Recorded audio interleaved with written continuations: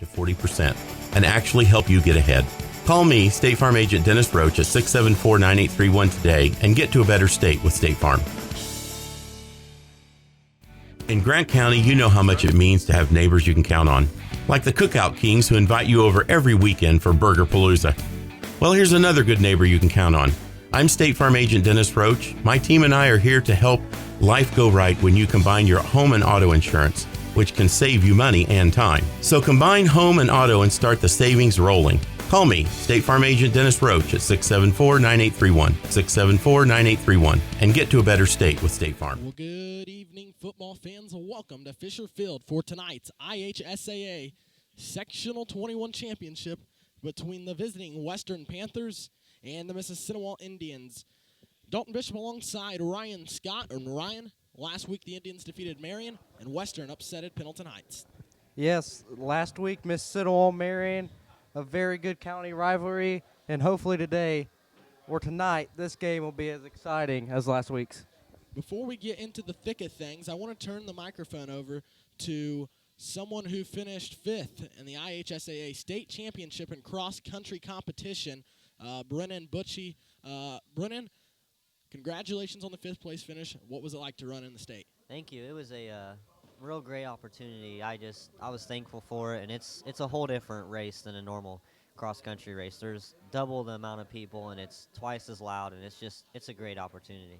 What was it like crossing the finish line knowing that you just finished 5th in the IHSAA State Championship? It was one of the greatest memories I'll probably ever have. I mean, I was expecting top 10, but to get top 5, it was a real breathtaking moment, and it was just one of the greatest moments of my life. I know that you said you had 2 cross-country meets coming up before you head into track season. Talk to us about what you're doing to prepare for those 2 meets. My coach and I sat down and we looked at what I need to do to prepare for those meets, and we just went back to the same week of practice I had before semi-state. So we're just going to follow that schedule and see how I do in a few weeks in Terre Haute. Well, Brennan, thank you for your time, and best of luck in those 2 meets. Thank you. That is Brennan Butchie, who finished 5th in the IHSAA State Cross Country Championship. And we're going to get ready to talk about some statistics for tonight. Some of the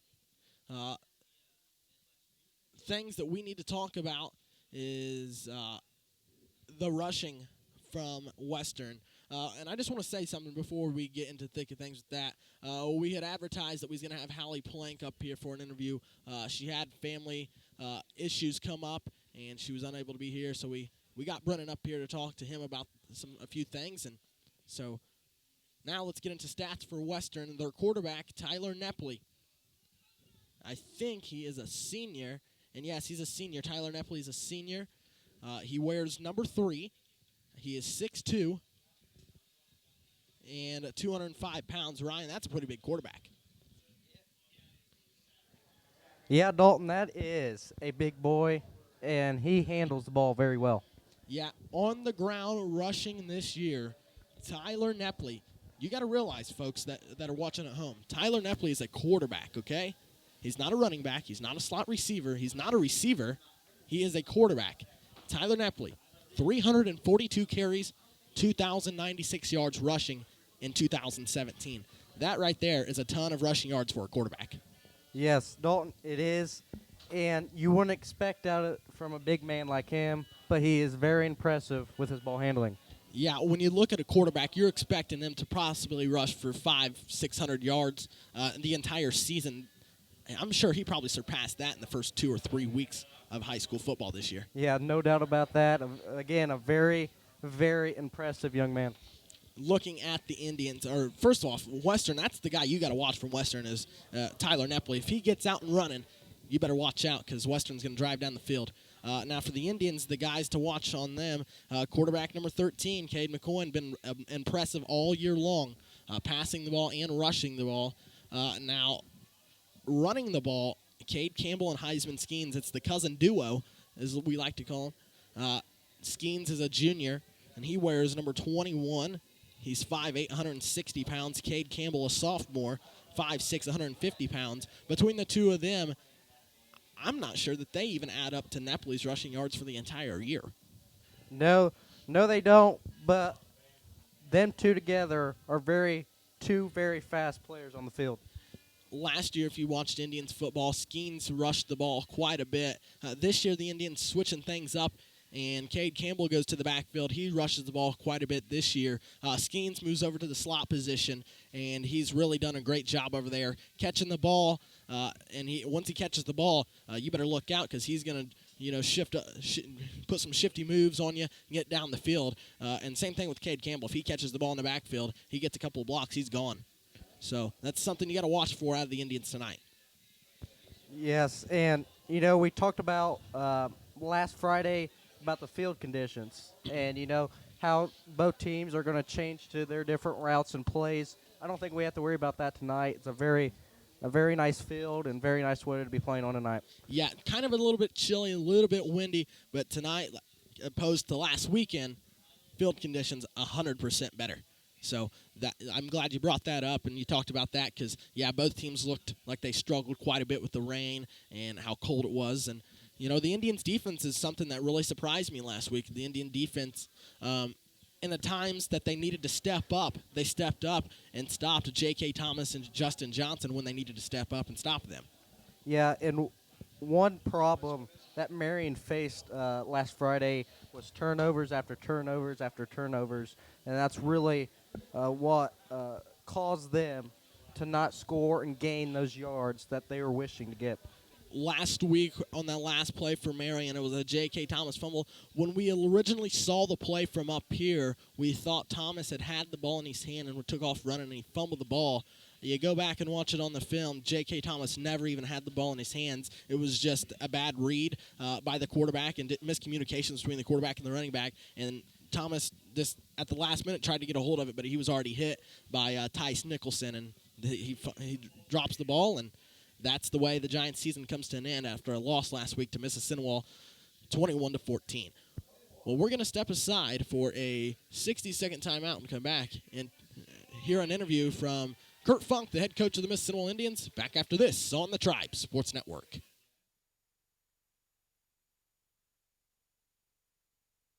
Or disorderly conduct is unacceptable and not welcome at IHSAA events.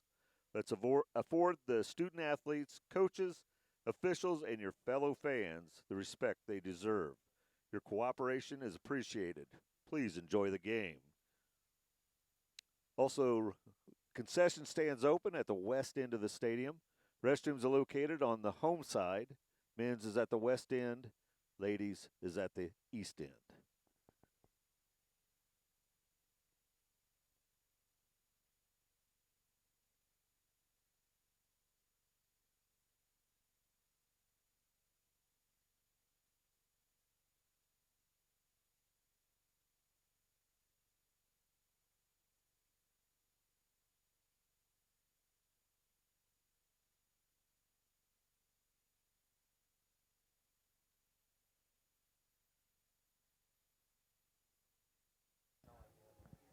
Back on the pregame with Coach Funk. Coach, coming in off of probably what you could possibly say your biggest win of your coaching career against Marion last week. So I got to ask you, where does that win last week rank on your coaching list?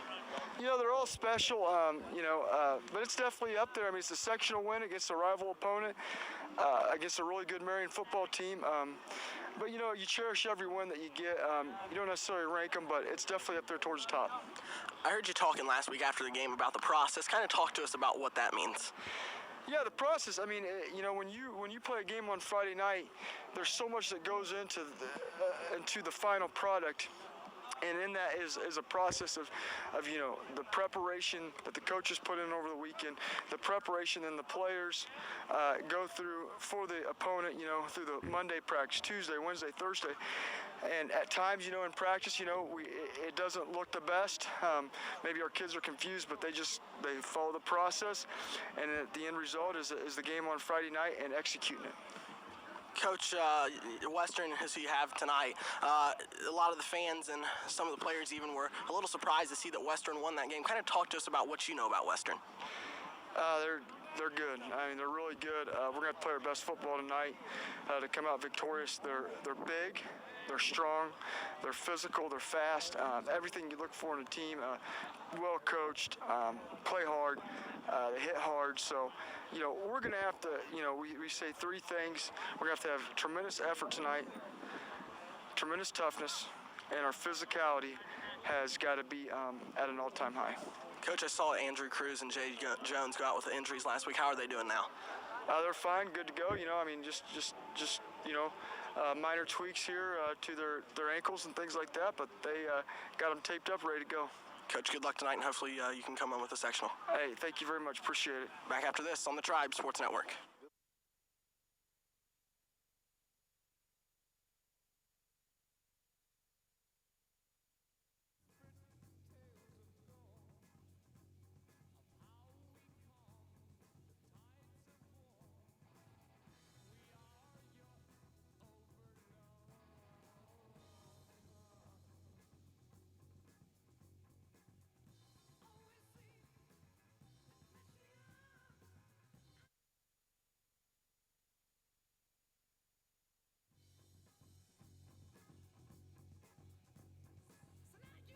Well, welcome back to Mississinewa High School, and we've got about 10 minutes before we kick things off tonight for the IHSAA Sectional 21 Championship live from Mississinewa High School. And Ryan, something that has been talked about all week long is who is this Western team and what do we know about Western?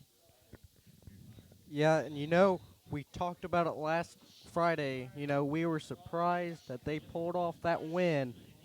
And, like Coach Funk said, he described them really well, fast, physical, and big. And that's the three main things about Western. And hopefully, the Indians can put a stop to that before they put a stop to Marion last Friday late in the game. Yeah, I see a lineman when I look over at Western's roster. I see a senior lineman by the name of Connor Short. He wears number 72, 5'9", 285 pounds. And then you go up the list, and you look at number 69, Lane Eubank, who's a junior. He's 6'3", 300 pounds. That are a couple of big linemen for Western.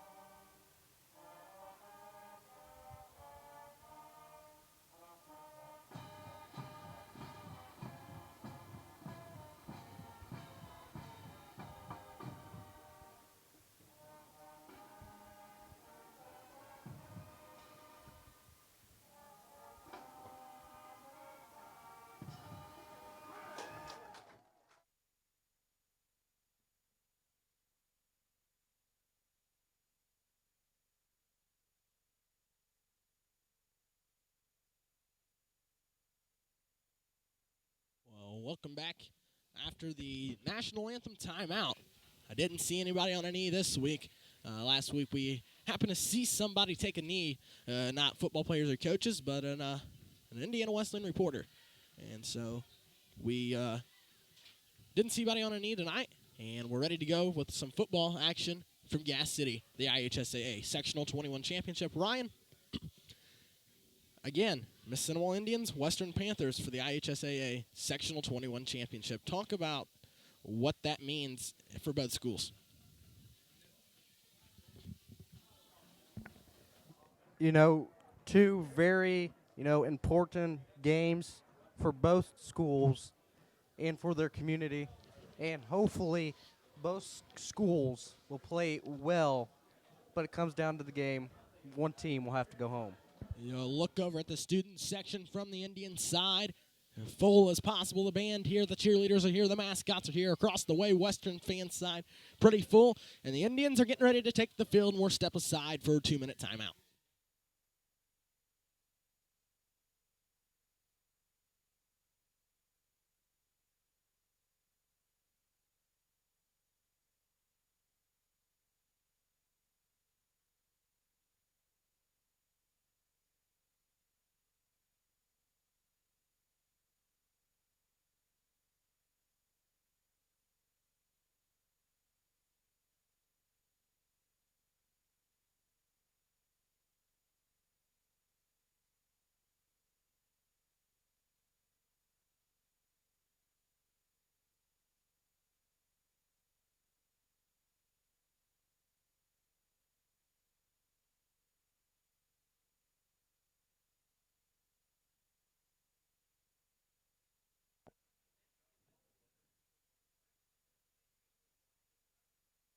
And here come your Mississinewa Indians.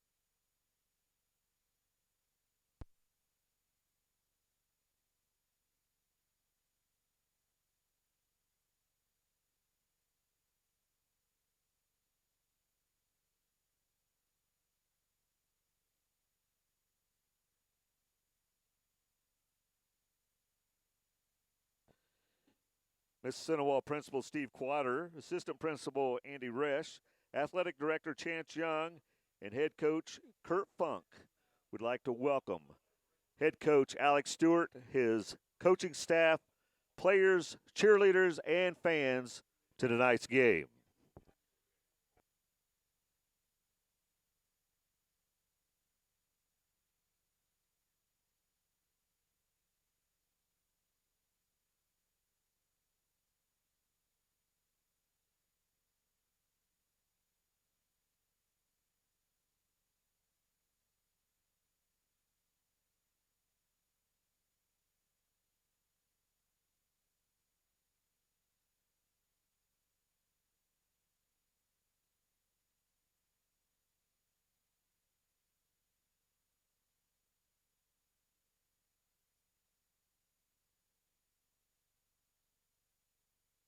Well, welcome back to Mississinewa High School as we get ready for the IHSAA Sectional 21 Championship.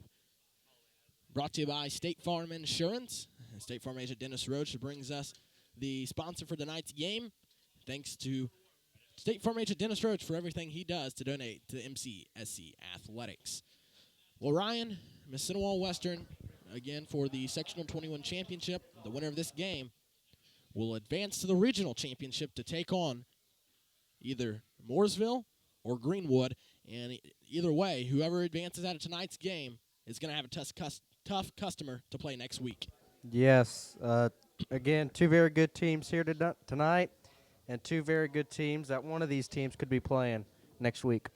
If the Mississinewa Indians win tonight's game and Greenwood wins tonight's game, the Indians travel to Greenwood. If the Indians win tonight's game and Mooresville wins tonight's game, the Indians host the regional championship. Now, I don't know what the circumstances are for Western, but that's where we stand right now, and we're going to turn things over to public address announcer Curt McCollum as we get ready for the coin toss.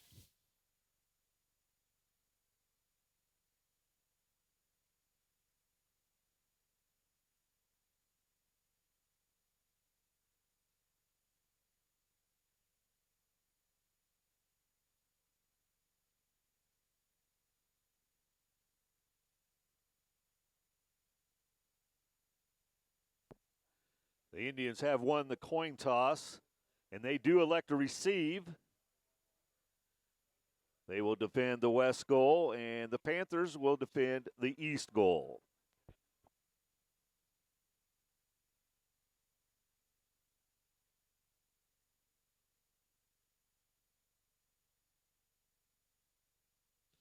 Welcome back. As you just heard from public address announcer Curt McCollum, the Indians have won the coin toss, and they are going to go out and elect to receive the opening kickoff. And I'm telling you, Ryan, after last week watching the Indians receive, they came out with a bang. Let's see if they can get ready to go here tonight. Heisman Skeens and Cade Campbell, the cousin duo, are going to go back to receive the kick from Western. We've got about a minute and a half left on the pregame clock before it hits zero. I'm sure that's going to stop. They're going to set the clock to, I think it's 12 minutes, and we're going to get the first quarter underway. It's 7 o'clock, and you're watching the IHSAA Sectional 21 Championship live on the Tribe Sports Network, brought to you by State Farm agent Dennis Roach. before we get things underway, I'd like to wish Ole Miss tennis player Isaac Torres, as he is selected to play in the Indiana All-Star Classic tomorrow, November 4th, at DePaul University. Best of luck, Isaac. Way to represent Mississinewa. So good luck, Isaac. So here we go. We're getting ready to get things underway from Gas City. And the kicker for the Panthers is Donovan Shepard. He wears number 43. He's a sophomore, 5'11", 175.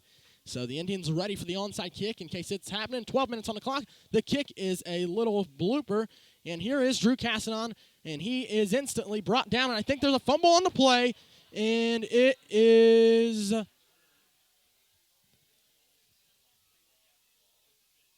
It is Western football. The Indians fumbled the opening kickoff, and the ball goes to Western. So, boy, after the very first kickoff, and already problems for the Indians. That is not the way you want to start a sectional championship. Exactly. That's a bad way to start off. And, and Coach Funk, I could see him, with a little frustration, and hopefully he can get his team turned around. 5 seconds into the game and already a turnover on the Indians. So let's see what the defense has in store for the Panthers. It's going to be 1st and 10, ball on the Indian 36-yard line. Tyler Nepley goes back in the, I don't know what this formation is. It kind of looks like a pistol with 2 tight ends to the far side. Nepley going to keep it, and around the right side he goes, gains about 3. It's going to bring up 2nd and about 7 at the 39. No, it's going to be at about the 33, I believe. Let's see where they officially mark it. It's going to be 2nd and 7 on the Indian 33-yard line. So under the center. And the shotgun formation goes. Napoli, he's going to keep it. And then we got a false start. I think it's going to be on Western. The ball's going to move back 5 yards.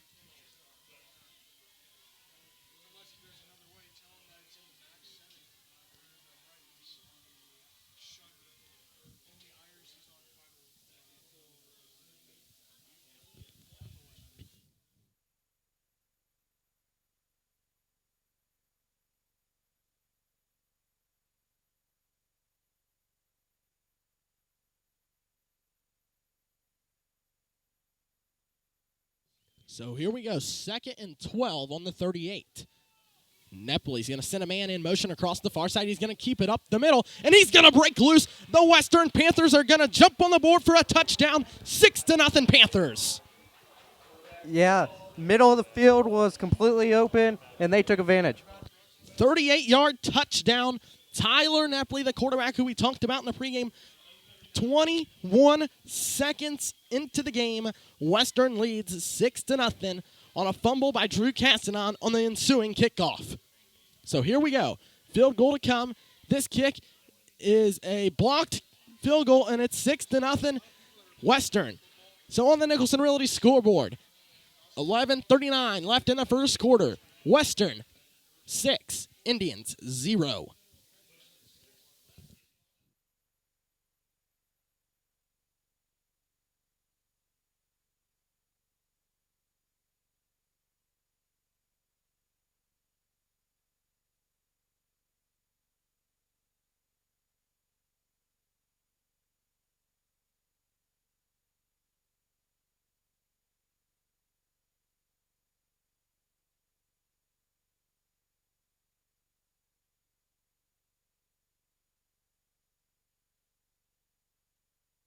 So back on the Tribe Sports Network for the IHSAA Sectional 21 Championship. And in the first 21 seconds, problems for the Indians and glory for the Panthers. When Western ran in for that touchdown, middle of the field was wide open, and they sure did take advantage of it. Western off for the kick. Here comes the kick. It's going to go to Campbell. Campbell, he's going to cut up the middle to the 40, and he's going to get a block out across the 40 to the 50, and brought down at about the Panther 47, 46-yard line. A good kick return by Cade Campbell. Yeah, the Indians need that, and they are surely going to put that to use. Now here comes the Indian offense, brought out by their senior quarterback, Cade McCoyne. McCoy in his 4th year at the quarterback position, his 4th year playing varsity. McCoy is the quarterback, 6'2", 180 pounds. He's going to go out in a shotgun formation, trips to this side of the field, and 2 receivers to the far side. McClung on this side, along with Hunter Smalley and Jay Jones, the tight end. Cade Campbell and Heisman Skeens on the far side. McCoy looks for the snap. He's going to send Campbell in motion. Here comes the snap, a little pitch to Campbell. Campbell across the 50 to the 45, cuts up the middle and out to about the 40, a gain of about 7. They're going to put it at the 40. I'm going to mark it at the 40. It's at about the 39 and a half. So a gain of 7, 2nd and 3 at the 40. Now McCoy in the shotgun formation with Campbell to his left side, trips to the far side, and a tight end on this side is Jay Jones. They look for the snap. Here it comes. McCoy gets it, hands it off to Campbell. He guts up the middle, gain of about 3, and I think he's going to have the first down.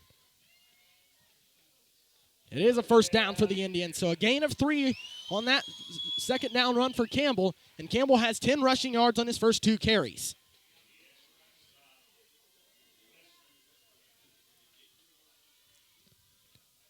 Indians, I think, going to go in the same formation.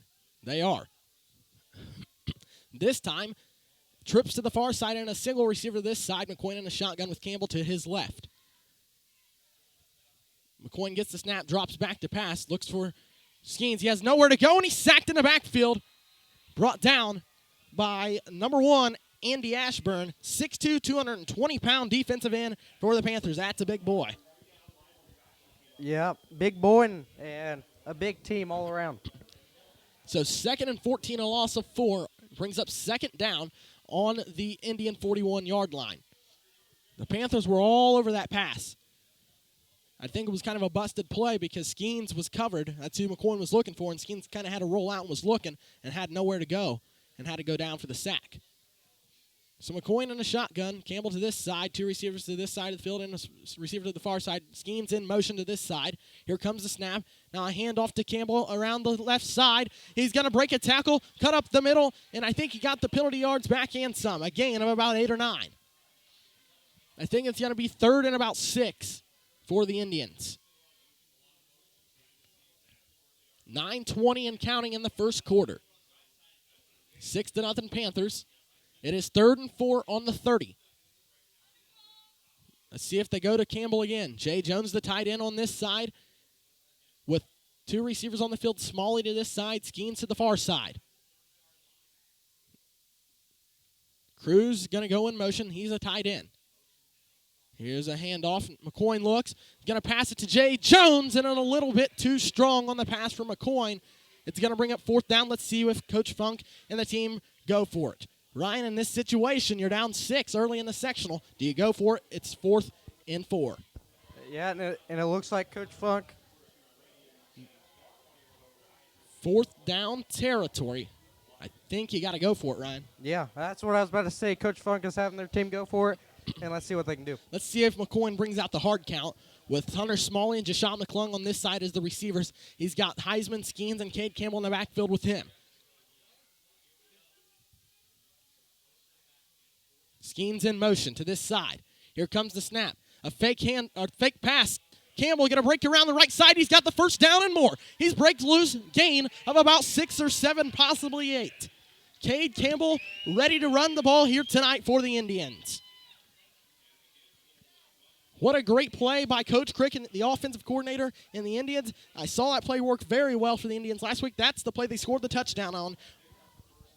In the start of the second quarter, they faked the pass to Skeens on this side, a handoff to Campbell to the opposite side. Yeah, that's what I was about to say is Coach Crick had a few in his books, and he used it last week. Here's Skeens, carries it up the middle, breaks through 1, and a gain of about 5 or 6. Indians running the ball right down the Western Panther throat.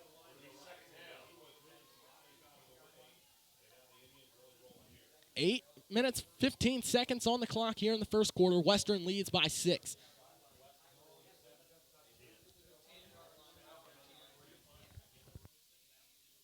2nd and 3 on the Panther 10.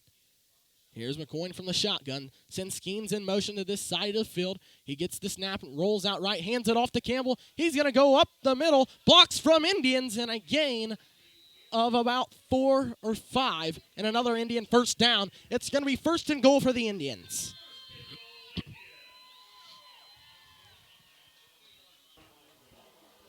First and goal on the Panther 2-yard line. The Indian offense fired up after that fumble on the kickoff, and here they go. Here's McCoy. He's going to hand it off to Skeens. He's hit it about the 1 and dropped. I think it's going to be 1st and goal at the 1 now. Maybe the 1.5. It looked like he gained a yard, possibly just got back to the line of scrimmage. It's at the half-yard line. Here comes McCoy. He's going to force his way into the end zone. Touchdown, Indians. 7:20 left in the first quarter. We've got ourselves a tie ball game. Indians 6, Western 6. The extra point to come from Andre Soliday. Soliday made all 7 PATs last week. Or no, all 3 PATs last week. He had 7 the week before against Frankfurt. He had all 3 last week. He's 10 of 10 in the postseason. Yeah, this is what the Indians did last week against Marion. You know, they got the little yards at a time, and it worked out for them. Here comes the PAT. It is tipped, and it's blocked, and we're tied at 6 at the 7:20 mark. 7 minutes, 20 left. 6-6. Indians against the Panthers. And, man, Ryan, what a change of events and what a start to a sectional championship. Yeah, you can tell a very, very big difference from now and last Friday of how the Indians are playing. I saw Soliday look at the special teams coach, Eric Richards, and Richards looked at him and was like, you know, what happened there? And I think Soliday said it hit the back side of his foot instead of the side. So 6-6, 7:20 left in the first. Back after this on the Tribe Sports Network.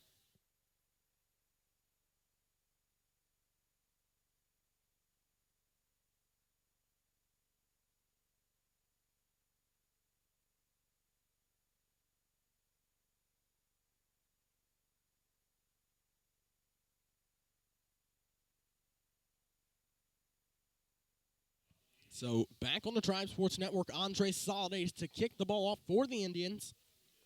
We're in the first quarter, still 7:20 left in the first quarter, where the Indians and the Panthers are tied at 6.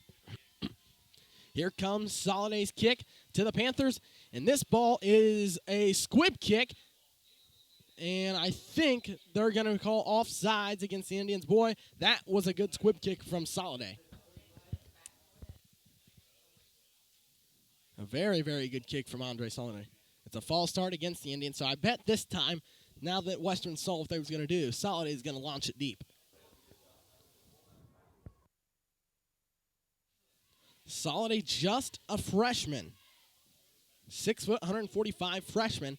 I saw him earlier this year kick a 55-yard field goal. I'm not talking about kicking the ball off and kicking it down to the other team 55 yards. I'm talking about a field goal worth 3 points, 55 yards for Andre Soliday. Yes, a very impressive young man, and he does a good job being an Indian kicker and being on the special teams for the Indians.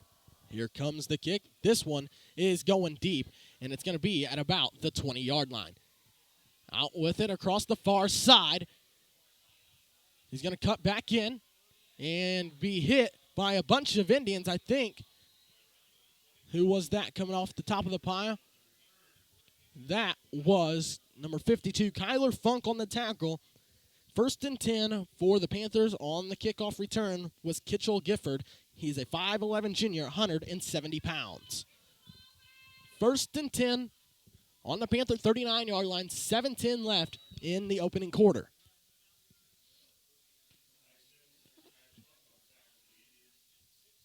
The lineman for the Indians, Jason Arbogast, Evan Wilkins.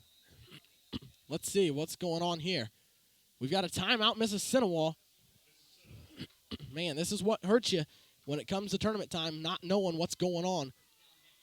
Coach Barnes very upset. He's the defensive coordinator.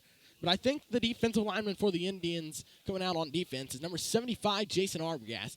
number 70, Evan Wilkins, and the nose tackle for the Indians is number 31, Andrew Cruz.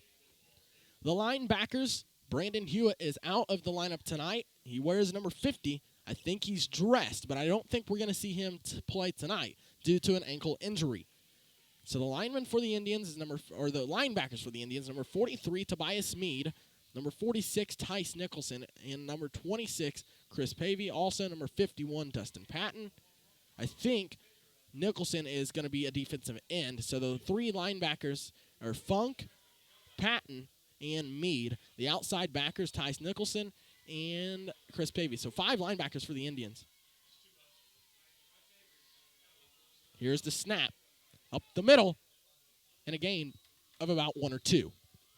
That was Nepley again who kept it, and I think he's the only one to touch the ball here in the opening quarter, other than on that kickoff. I don't know, Ryan, if you've seen anybody else touch the ball for Western, but that's about the only guy I've seen. Here comes the snap, hands it off to Gifford, and he is met. And there's a fumble on the play, and I think the Indians have it. Let's see. It is recovered by Western, but in there to fill that hole was the safety, number 21, Heisman Skeens. He met him right as he broke through, was getting ready to break loose, and Skeens met him and leveled him. Yeah, looked up out here at first. It was going back to the Indians, but, didn't work out for the Indians. That was a good play by Western. 3rd and 2 on the 47. Here comes the snap. Nepley going to keep it around the outside. He's got the first down and gets about 3 or 4 more after the first down. And it looks right now, Ryan, that this game's going to go back and forth. Who can score the most points? Because both defenses right now struggling to stop the powerhouse offensive of both teams. Yep, back and forth, and that's what we're going to see all game. Gaining the little yards at a time. 5:59 left in the first quarter, 6-6. 1st and 10 on the 47. Nepley keeps it again. This time, he is met at the line of scrimmage by about 6 or 7 Indians. He isn't going nowhere on that play. I think Andrew Cruz was one of them in there, and Jason Arbogast coming out. Weston Lockwood coming in. Talked to Lockwood a little bit earlier today. He said the Indians' defense had put in a couple of new plays for defensively tonight for Western. So keep an eye on that tonight. So far, Western all over it. Western, a very good football team, defeated Pendleton Heights, who defeated the team who was expected to win this sectional in Lebanon. And we have ourselves a sectional championship here tonight between the Western Panthers and the Mississinewa Indians. Here comes the snap. Here's the pass, overthrown. Pass attended for number 88. Reed Hubert brings up 3rd down and 8. Ryan, what'd you think about that play? Something different out of the book from Alex Stewart, the head coach of Panthers. Pulled something different out of his hat there. Yeah, it's nothing like the Indians have seen yet, and hopefully the Indians can make a stop to those plays. Here comes the snap on 3rd and 8. He's back to pass. This one is, again, over his head, and it's going to bring up 4th down. Andrew Cruz on the pressure for the Indians. Got in the backfield, and here comes the punt team for the Panthers. Coach Josh Crick looking over at him, the offensive coordinator, very excited to see that Western's going to punt. The Indians have the opportunity now to go back on offense.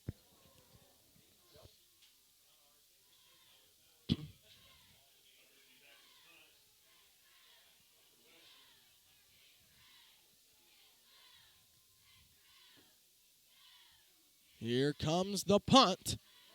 And this one is going to go out of bounds at about the 20, possibly the 22.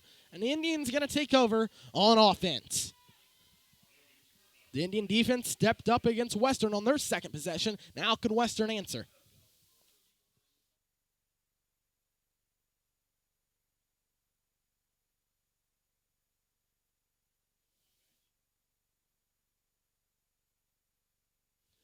First and 10 for the Indians on their own 19-yard line. Let's see what they can do offensively here tonight in this second possession against Western. Indians defense answer, now can the offense answer? McCoy in the shotgun.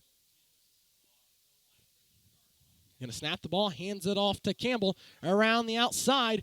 There's going to be a flag, and I think Campbell's brought down, but I think there's going to be a hold possibly on the Indians. It is going to be holding, and it is on the offense.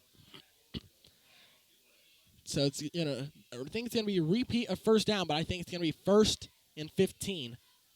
I don't know if it's a 5 or 10 yard penalty in high school. Let's get the official call from Kurt McCollum.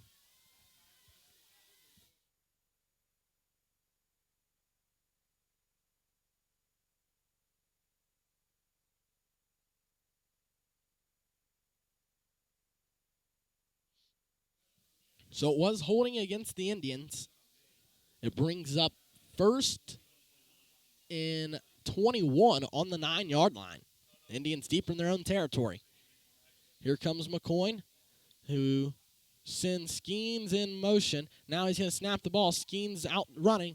Now McCoy looks, gets it to Campbell. He cuts inside, breaks a block, looking for another block. He breaks another tackle, breaks around the outside to the 30, gets a block from Skylar Tackett to the 40, to the 50, runs over a player and out to the 46, 47-yard line. A beautiful play by the Indians. Yes, wonderful, wonderful run, and the Indians are excited about this run. What a play by the Indian offense. Great blocking by the lineman getting out there. Skylar Tackett with a big block at the 40 allowed Campbell to take it into Panther territory. What a play. Indian fans very fired up. Student sections fired up. Now McCoy goes to the shotgun formation. 2 receivers to the far side. Here comes the snap. McCoy drops back to pass. Looks downfield. Gonna throw it deep. Here's Skeens. He's got him open. It's caught. Touchdown, Indians. What a beautiful pass from McCoy. 46 yards into the end zone. Heisman, Skeens, touchdown. Indians takes the lead 12-6. A perfect pass from McCoy to Skeens. Hit him right on the money on a perfect spiral. Yes, that was right in his hands. Holy cow. 2 defenders on Skeens. McCoy not affected, throws it over the top of them and puts it in the end zone. Indians take the lead with an extra point to come, and here it is. Soliday's extra point up and right down the center. 13-6 Indians, 3:58 left in the opening quarter. Indians 13, Panthers 6. Back after this on the Tribe Sports Network.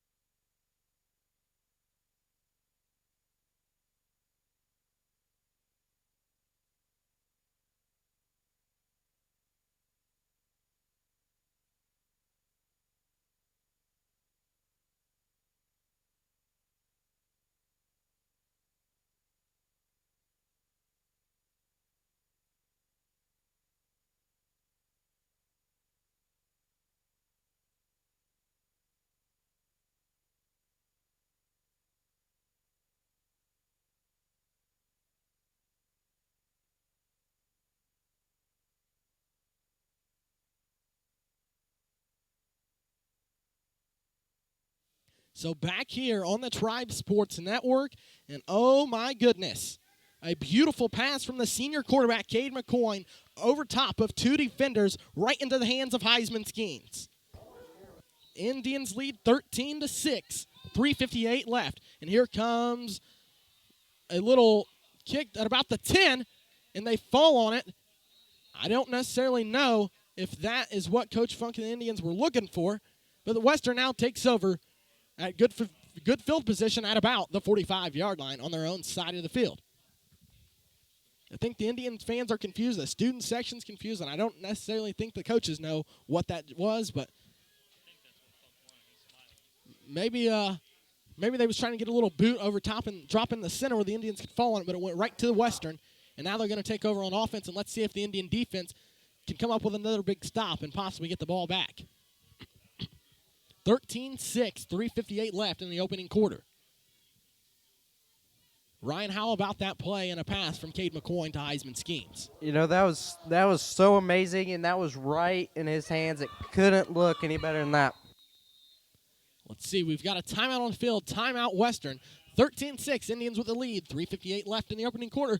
Back after this 30-second timeout and a commercial from State Farm agent Dennis Roach.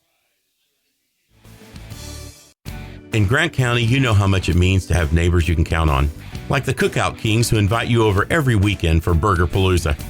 Well, here's another good neighbor you can count on. I'm State Farm agent Dennis Roach. My team and I are here to help life go right when you combine your home and auto insurance, which can save you money and time. So combine home and auto and start the savings rolling. Call me, State Farm agent Dennis Roach at 674-9831, 674-9831, and get to a better state with State Farm. Well, back here on the Tribe Sports Network, and Ryan, as we talked about, the field conditions for last week played a big factor. McCoy able to throw the ball this week, ball not wet. He got a good grip, and he's able to throw it downfield this week. I saw a similar play last week, but Justin Johnson was there to defend it, and he made a great play on that pass. Yes, these field conditions make a huge difference. Nepley's going to keep it and breaks around the outside and ran out of bounds by Curt Funk. I think he got the first down.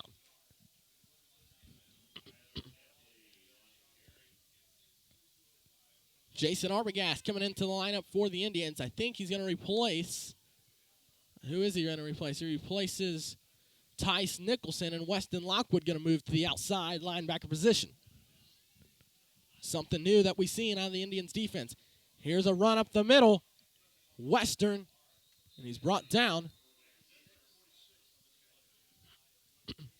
Nepley on the quarterback keeper, gains 2 and gets the first down. 1st and 10 on the Indian 45-yard line. I think is where they're going to spot it. No, it's going to be at the 39-yard line on the Indian side of the field. 1st and 10, 3.5 minutes left in the opening quarter. So far, a lot of action going on, opposed to last week's defensive game. Yes, it's been very interesting and very exciting in this opening quarter. Here's a run around the outside, and he's met by Dustin Patton.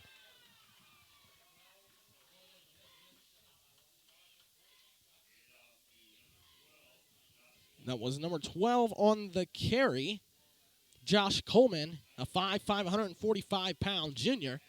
And Dustin Patton met him in a heartbeat and just drilled him and knocked him to the ground. I think it was his mouthpiece that fell out on the ground, and Indian players pointed at it, and Western got it picked up and got it right back to him.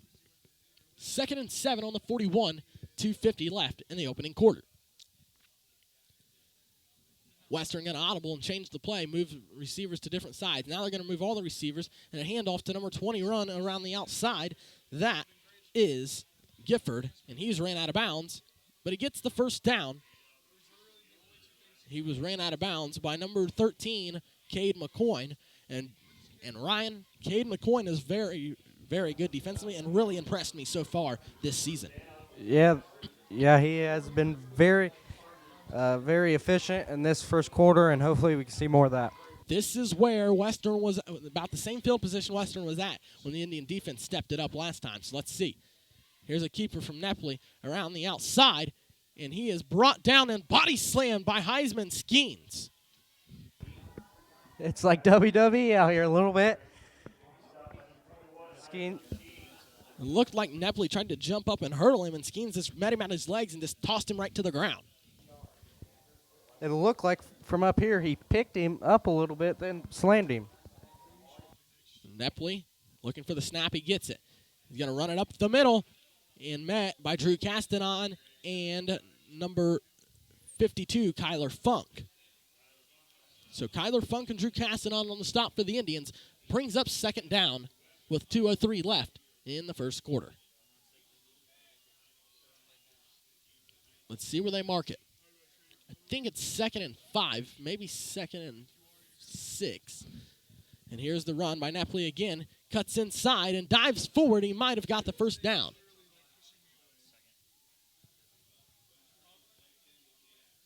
Nathan Earl and Tice Nicholson into the lineup. They replace Evan Wilkins and Jason Arbogast.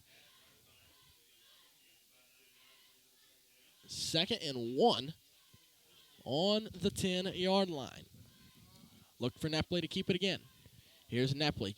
Keeps it up the middle. And I don't think he got the first down.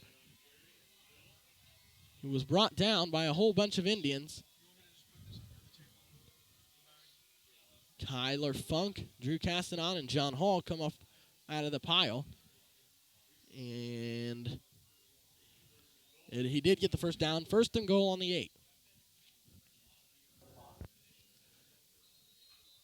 So as soon as the Indians respond, Western comes right back at him, and we've got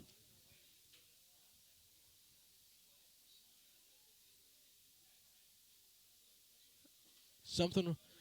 Dustin Patton had to get something adjusted on his helmet. And now the clock begins with 1:15 left in the opening quarter. Here's Nepley. Hands it off to Gifford around the right side. And he is met by Heisman Skeens, where he was knocked out of bounds by Heisman Skeens, Kyler Funk, and I think Cade McCoy over there on that play as well. Second and goal on the 1-yard line. 1:06 left in the opening quarter. Look for Nepley to try to keep it and go up the middle with it here. And he is. He's going to keep it. And he, I think, got into the end zone, and he did. Touchdown Western, 13-12 with 1:02 left in the opening quarter.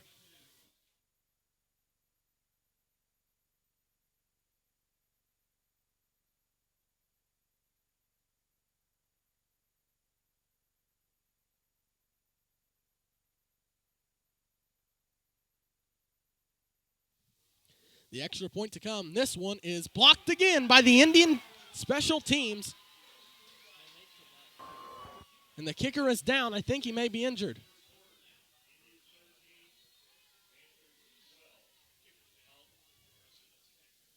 Step aside for a timeout.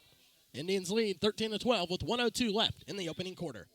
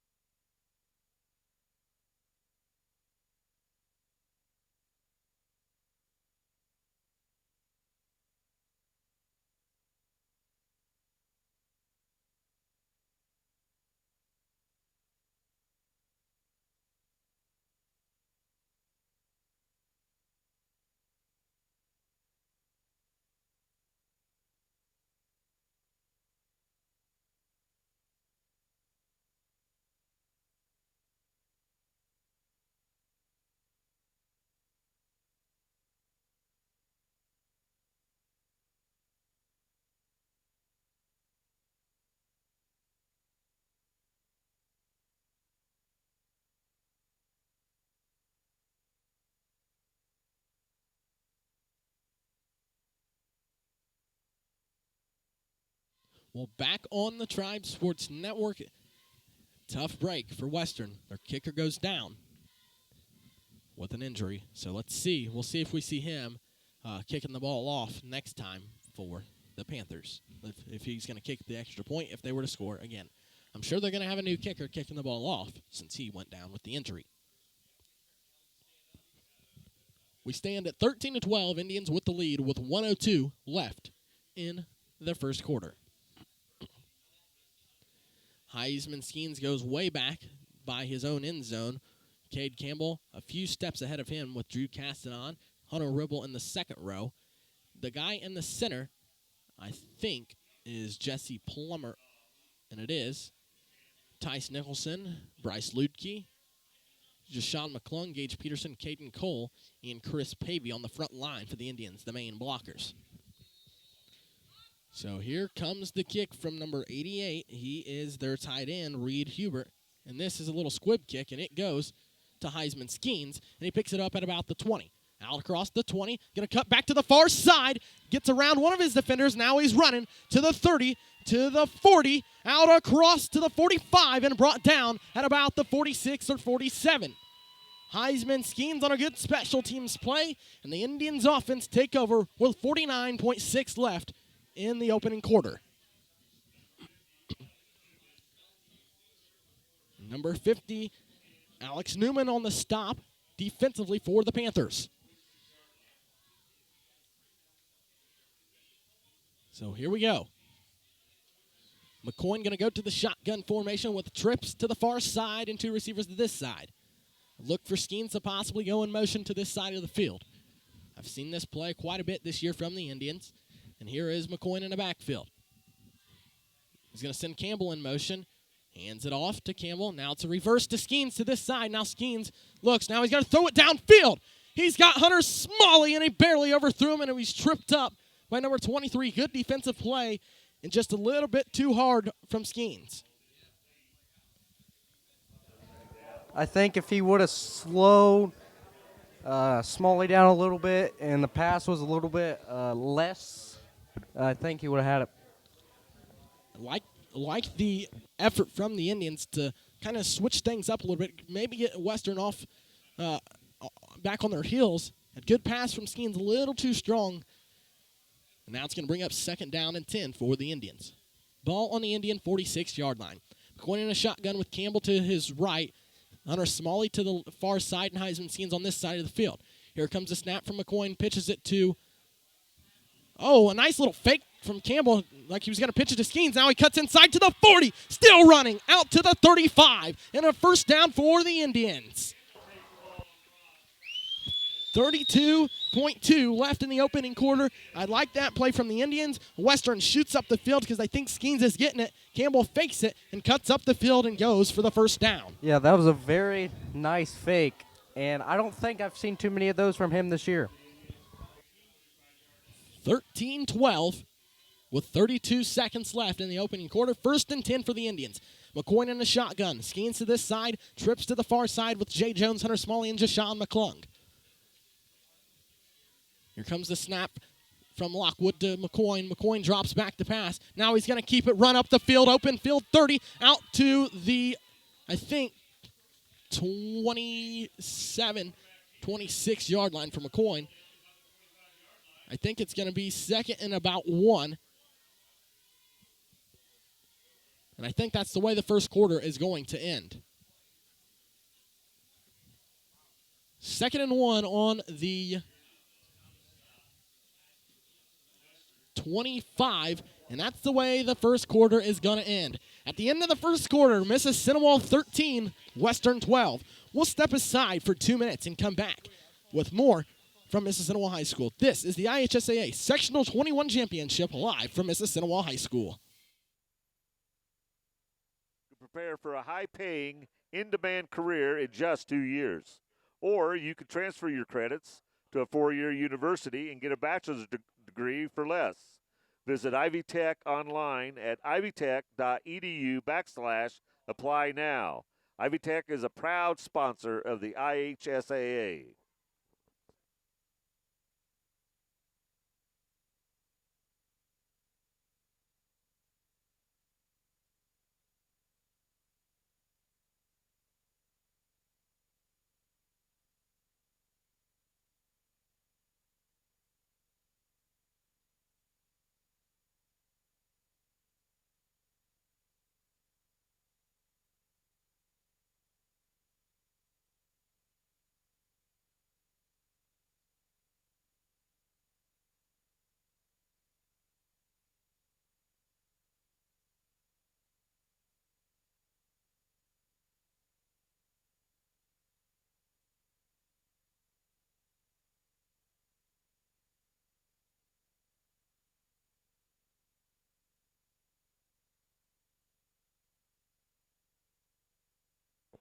And off to Skeens. 1st down, Indians. Welcome back to the Tribe Sports Network. And as you just heard, the Indians take it out for a 1st down.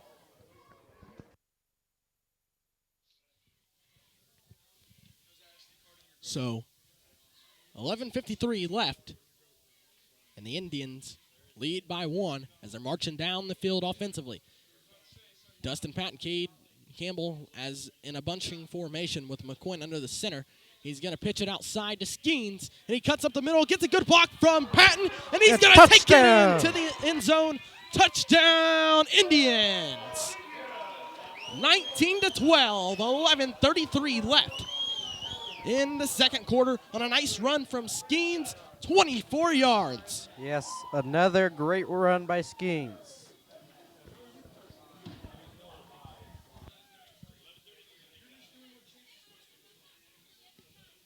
What a good block from Dustin Patton, the senior. Looked upfield, saw a guy in Skeens' way, leveled him, and Skeens takes it into the end zone for a touchdown. Andre Soliday for the extra point. This one is up, and it is right down the center.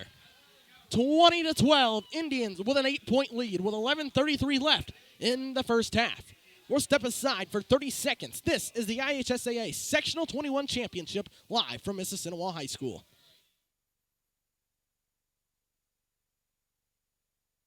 To keep up with your kids, your finances, your insurance, your life?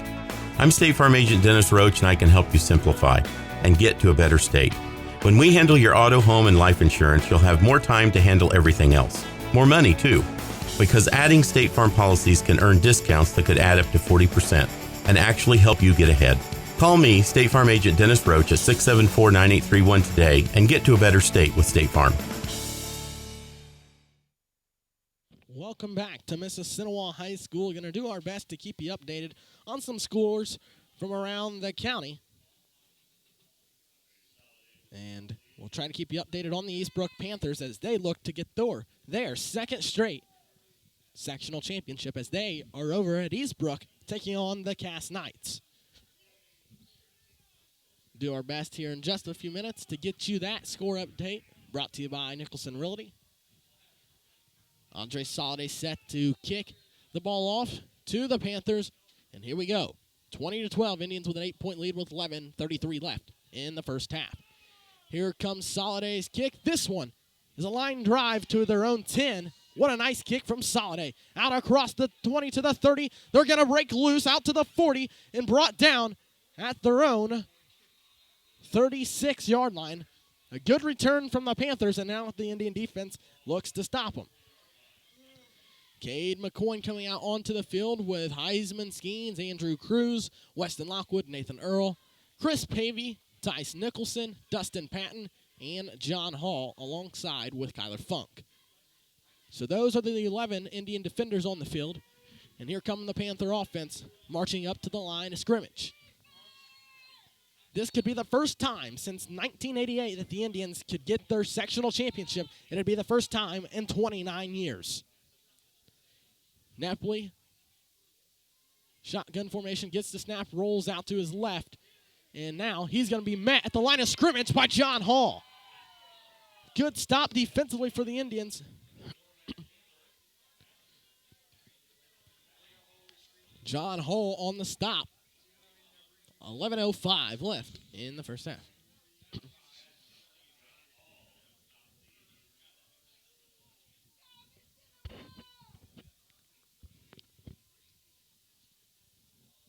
Panthers shifting a whole lot there on that.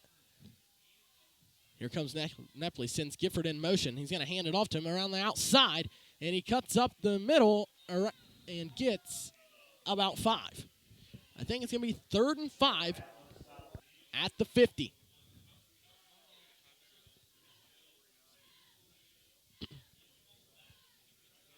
The IHSAA Sectional 21 Championship again live from Mississinewa High School. Indians with a 20-12 lead, up by 8 with 10:20 and counting left in the first half. 3rd and 4 at the 50. Nepley looking for the snap, gets it, and he's going to keep it up the middle, and he is going to dive forward and get the first down and take it into Indian territory.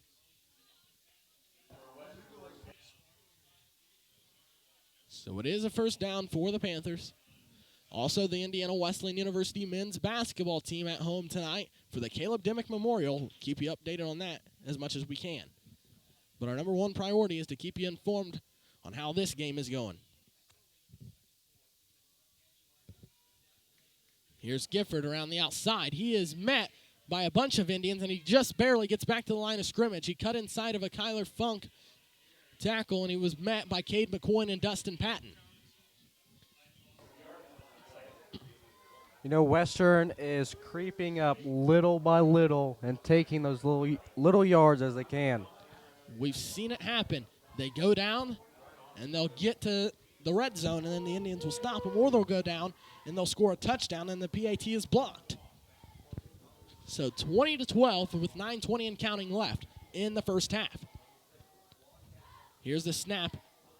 Nepli's going to go around the outside and just barely get to possibly 3 to 4 yards. And it's going to bring up third. And I think it's going to be 6, maybe 7. 3rd and 7, I think, is what I'm going to say. It is 3rd and 7 is what they officially mark it. And a ball is going to be at the 42. Here comes the snap. Nepli's going to roll out. Right. The Indians is there. And here is Heisman. Skeens meets him. And it's a knockdown for a loss. Heisman Skeens in a dead sprint, hits him dead straight in the legs and drops him. What a stop by Skeens. Heisman Skeens ready to play here tonight. Yes, amazing block, and he went low, and that's what got him down faster. I seen Nepli trying to get to the outside. He got by Castanon, was just attempting to get by McCoy, and then here came Skeens running up the field, hits him at the legs, and it brings up 4th and 7 at their own 42. And it's 4 down territory. I think that the Panthers are going to go for it. They send 2 receivers trips to this side and 2 to that side.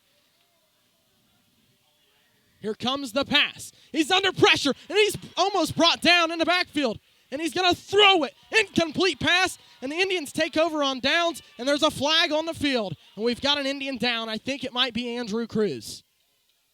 It is Cruz. He gets to his feet and walks away, so that's good news for the Indians. Yeah, he got up a lot faster than he did last week. I think it might be a block and a back on the Panthers.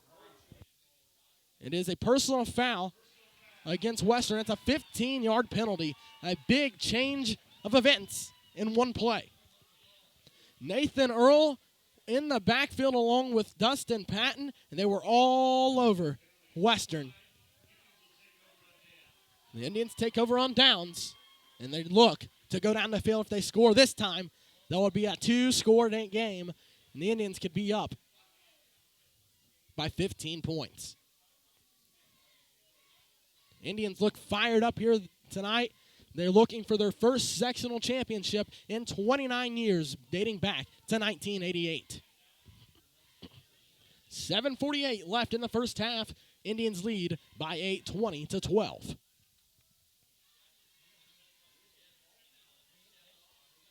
Ryan, how about Nathan Earl? Gets by the center, gets into the backfield, all over Nepli. Somehow, with 2 defenders there, Nepli gets to the outside. And like I said, Heisman Skeens wasn't letting it happen. Yeah, he looked like he was just creeping up, and he finally got there, and he got the job done. The 15-yard penalty tacked on, and the Indians take it in to Panther territory. The official having a little talk with Andy Ashburn.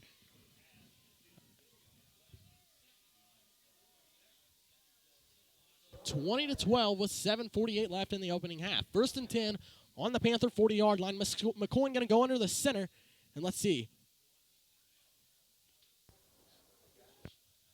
We got another official's timeout.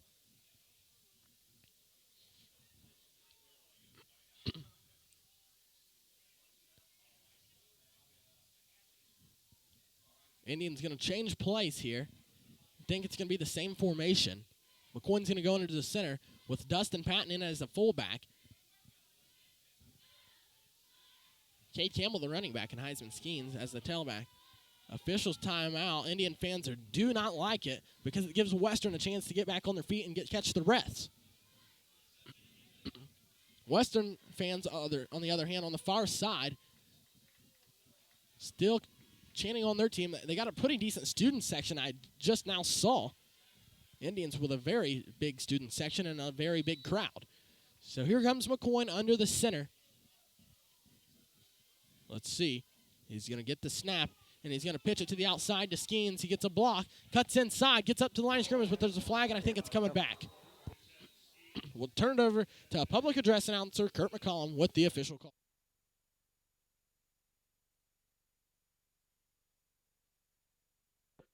Holding. against the Indians. 10-yard penalty from the spot of the foul.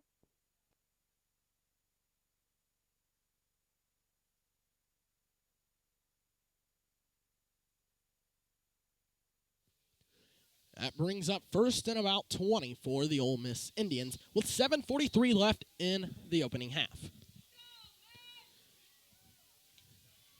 Back to snap in a shotgun formation is Cade McCoy. Cruz in motion to this side. And here comes the snap. McCoy drops back to pass. Looks, throws a little floater to Jay Jones. Jones to the 40, rushing forward. Gain of about 10. Jay Jones muscles his way forward. 2 defenders there. Jones still fights forward for that extra yard. Jones battling a fractured foot, and still, he got cleared by the doctor earlier this week after having suffered a fractured foot, got cleared by the doctor, and he's in the game here tonight and just caught that pass. Here he is back to pass, and somebody moved on the offensive line. It's a false start against the Indians.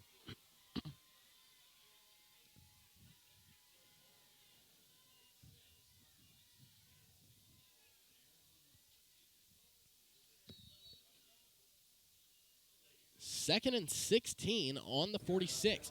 Penalties havocing the Indians here.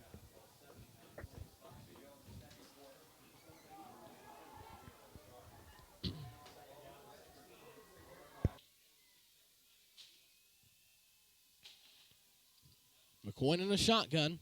Looks for the snap. Now he gets it. Drops back to pass again. This time McCoy's going to launch it downfield to a Western player where it is incomplete. He had it and he dropped it. Boy, McCoy threw it into heavy pressure there. And Ryan, that could have been a big, big turnover. Yeah, that could have been a big mistake for the Indians, and they got lucky there. We'll see what I can do here in just a minute to get you an update on some scores from around the county, and particularly the Eastbrook Panthers. We'll do our best to get you that score here in the next minute or two.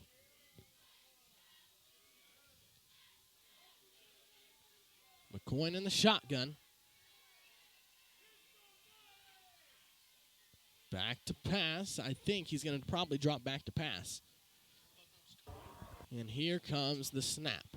Here he is, back to pass. Looks going to throw it downfield. He has Skeens, and it was tipped and then intercepted. I think he was in bounds.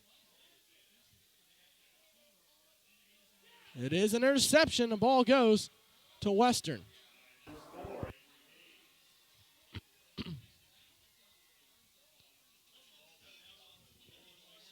So a turnover by the Indians.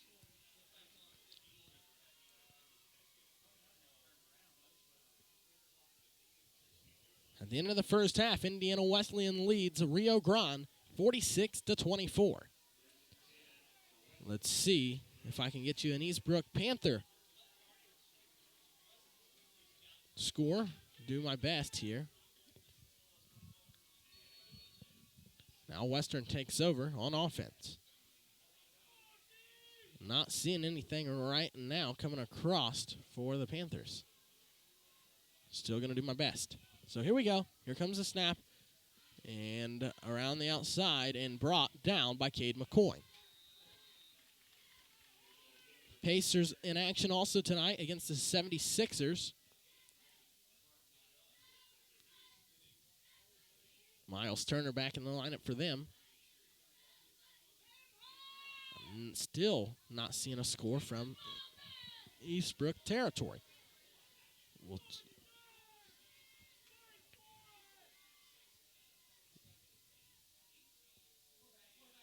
Quarterback's going to keep it, and he's going to break loose. It's a track meet. Skeens, Nepley running, touchdown, Panthers. Beautiful run by Nepley, 20-19, or it's 20-18 with a field goal to come. It was wide open for Nepley, and he took advantage of it.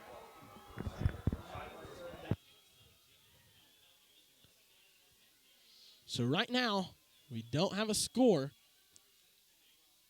We'll do our best to get you that. But right now, we do have a score live here from Mississinewa High School, and it is a score for Western, And I think they're going to go for 2 because if they get this, it's a tie game. They're going for 2. They're going to go for the tie. Here we go. 5:30 left in the half. Western going to go for 2. Here comes the snap.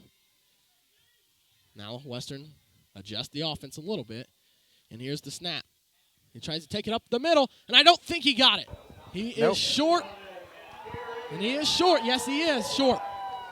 That helped the Indians tremendously. And again, he was just a little short.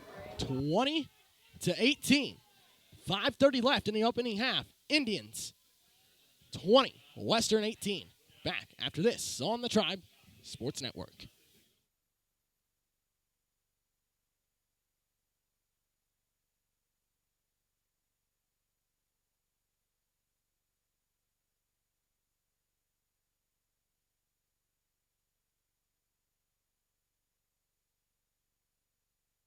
So back on the Tribe Sports Network, going to walk you through the Indian scoring drives. The first 2 plays for the Indians when they got the ball back offensively was 2 carries for 10 yards for Cade Campbell. With 21 seconds into the game, Western was up 6-0. Then the Indians come back and score a touchdown on a Cade McCoy keeper up the middle and tied it up at 6. Then the Indians get a stop and come back defensively for a 46-yard pass from Cade McCoy to Heisman Skeens to make it 13-6. Western drives down the field and gets a touchdown, makes it 13-12. Heisman Skeens with a 24-yard run, makes it 20-12, and then a touchdown just now by Nepley makes it 20-18, and that's where we stand now with a squib kick, and Heisman Skeens picks it up at the 20. Going to break loose, and there's going to be a block in the back, and there's going to be a penalty. A good block from Caden Cole, and Skeens tripped and runs out of bounds, but there's a flag all the way back on the 29.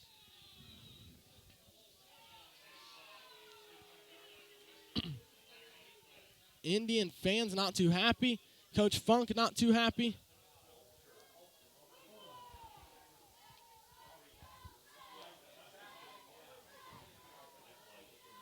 Unbelievable. I don't know what the call is going to be. I think it's holding on the Indians, but, Coach Funk not too happy. Indian fans really, really not happy. And I didn't really see anything from here, but I'm not down on the field. Where the penalty flag was thrown is where Cade Campbell was blocking his guy, and he barely had just now touched him, and then the penalty flag was thrown. It's going to be holding against the Indians. So not exactly sure if it's on Campbell, but that's where the flag was thrown in that vicinity. And it's going to bring up 1st and 10 for the Indians on their own at 19, and it could have been at the Panther 36-yard line. So Indians come out on offense with Cade McCoy. Going to go under the center.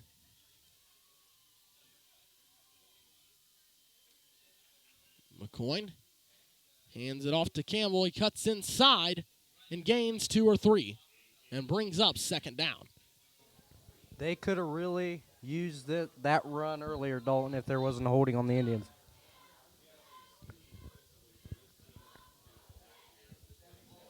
(20-18), 5 minutes left in the first half.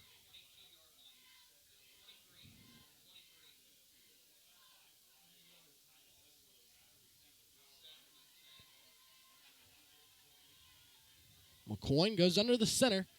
Heisman Skeens in the backfield as the tailback with Dustin Patton and Cade Campbell with him as well. He sends Skeens to the far side in motion. Now he drops back to pass, hands it off to Campbell. Campbell cuts up the middle to the 30, out across the 35, and takes it in to about the 36 or 37-yard line for a 1st down for the Indians.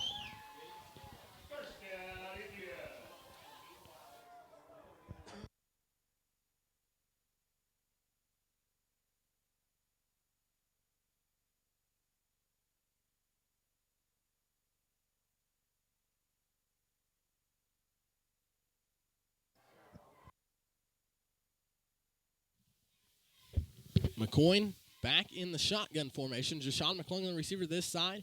Hunter Smalley on that side with Cade Campbell with the handoff.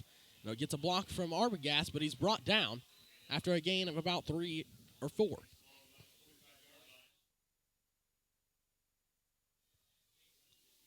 Jason Arbogast running up the field looking for someone to block. But a good play by Western. Brings up 2nd and 4. It was a gain of 6 for Campbell. Ball on the 45-yard line.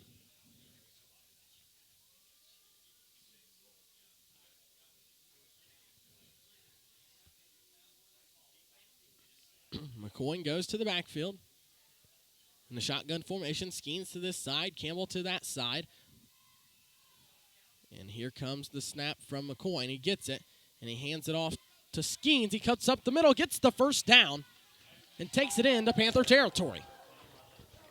You know, they are just taking it little by little and getting the yards that they can get. They're not going big. They're just keeping it small, keeping it smooth, and the Indians are doing that really well. Absolutely. Indians doing a great job here tonight. So, Indians driving down the field.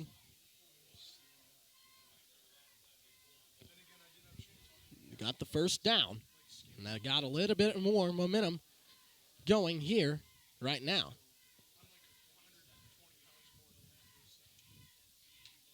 Here's McCoy, snaps it, fakes the pass to Skeens, and here's that play we've seen. Campbell outruns his defender, gets to the 40, and shoved out of bounds. Tyler Nepley on the stop. Campbell was shoved out of bounds. I think he got the first down, and he did. First down for the Indians. Man, oh man, Ryan, how about the Indian offense responding to the touchdown from Western? Yes, you know, like I said just a few seconds ago, taking it little by little by little, and the Indians are doing that very, very well. Power I formation for the Indians. Going under the center. He's going to get the snap. This time he hands it off to Skeens. Skeens is met at the line of scrimmage. Didn't get anything on that play. So that play swallowed up by the Panther defense, and it brings up 2nd and 10.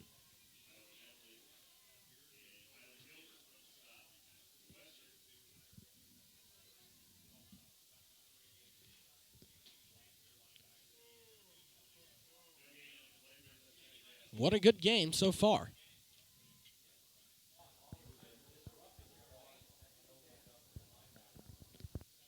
Indians looking confused on what they want to run offensively.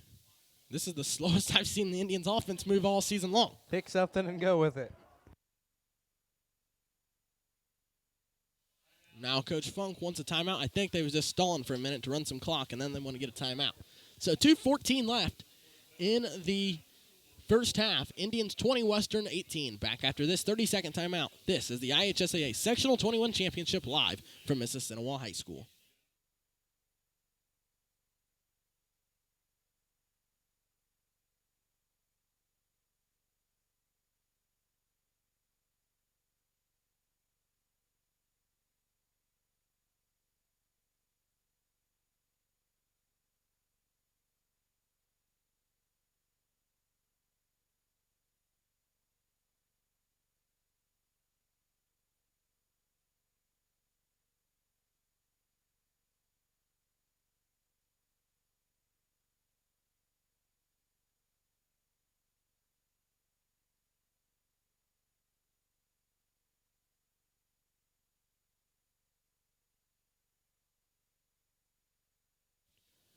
Excellent job by the Indian cheerleaders tonight, keeping the fans into the game.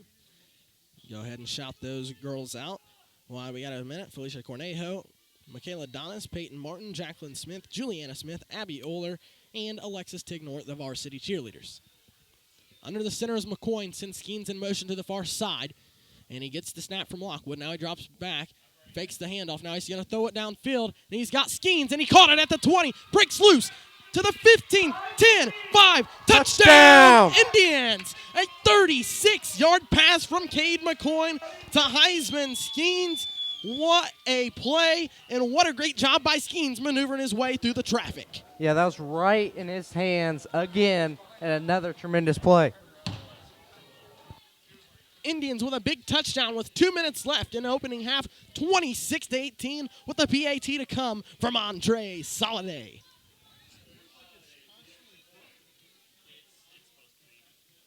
Here's the extra point. McCoy looks for the snap, and he gets it.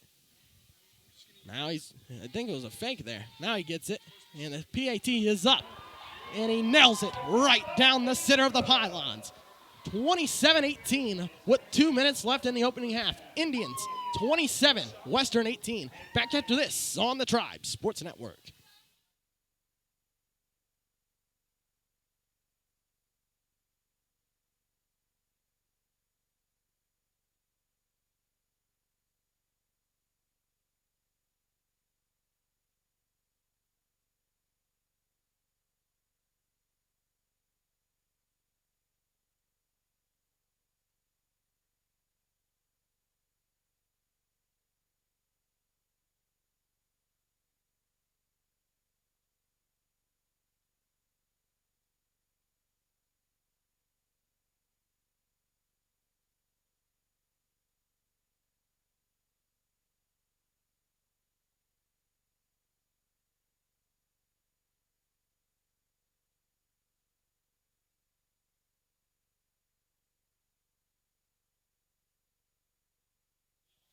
Well, back here on the Tribe Sports Network, 27-18 with 2 minutes left in the half.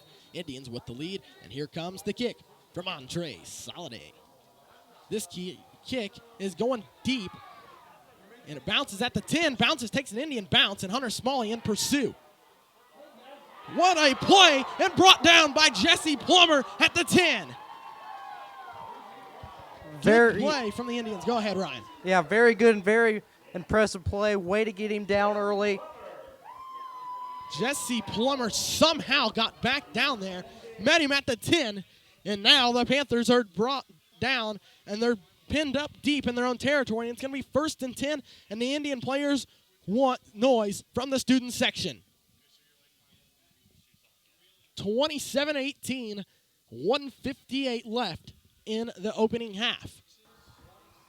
Shout out to the one and only Josh Dakin in the student section, getting the Indians fired up. Josh Dakin all fired up down there in the student section.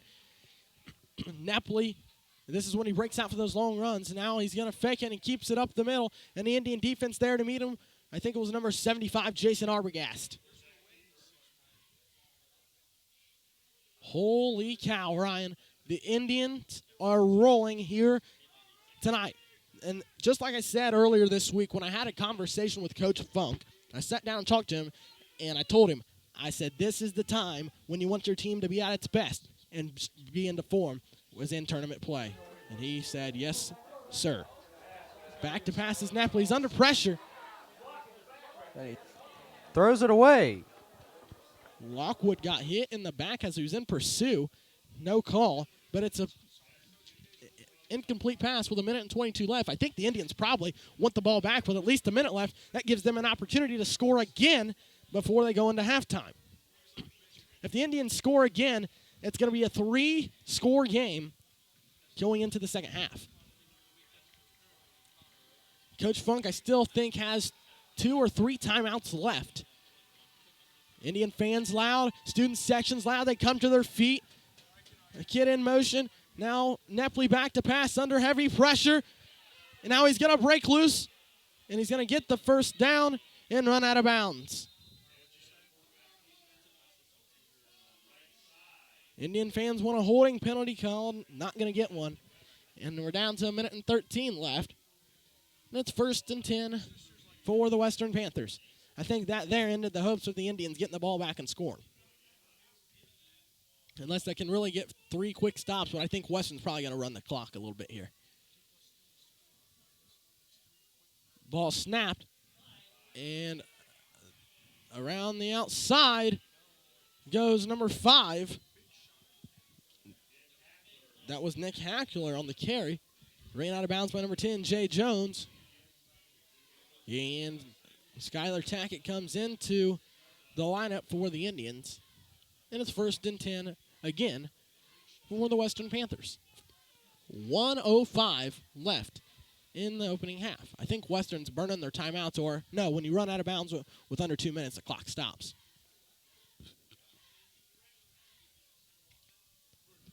So here we go. Let's see if Western can answer and get a touchdown before the half. Ball snapped, throws it downfield, and he's caught it. Caught by number 88, Reed Hubert. A nice pass from Nepley completes his first pass of the game. And Nathan Earl coming into the lineup.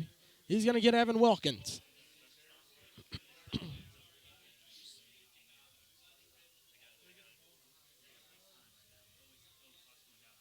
Here we go.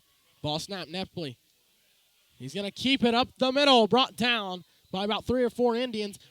45 seconds left in the opening half. Let's see if the Indian defense can hold them and get a stop. It was John Hall on the stop for the Indians, alongside Chris Pavey. And that was the last timeout I think Western had to burn. No, they actually have 1 timeout left. It's 27-18 with 45 seconds left in the opening half. We'll take a 30-second timeout and come back. This is the IHSAA Sectional 21 Championship live from Mississinewa High School.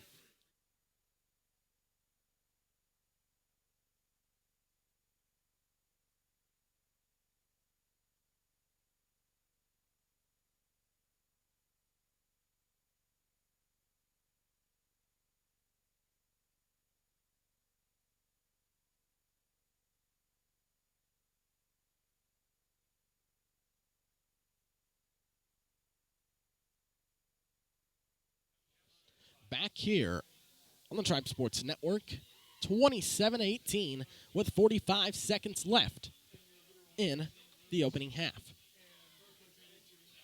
Ryan, this game is totally different from last week's. Yeah, Dalton, it is very, very different. Ole Miss is running different plays, trying to get a stop early. I think Andrew Cruz was double-teamed. I saw him get back there, and they got knocked to the ground instantly. Probably 2 people there to block him. And now we're down to 30 seconds and counting for the Panthers. Indians defense hurries up to the line. Here's a run up the middle, and he is brought down, and I think Western going to use their timeout, and they are. That is their final timeout. 20 seconds left, and Western uses their final timeout of the half. I don't know who was on the tackle for the Indians. I think it was Chris Pavey.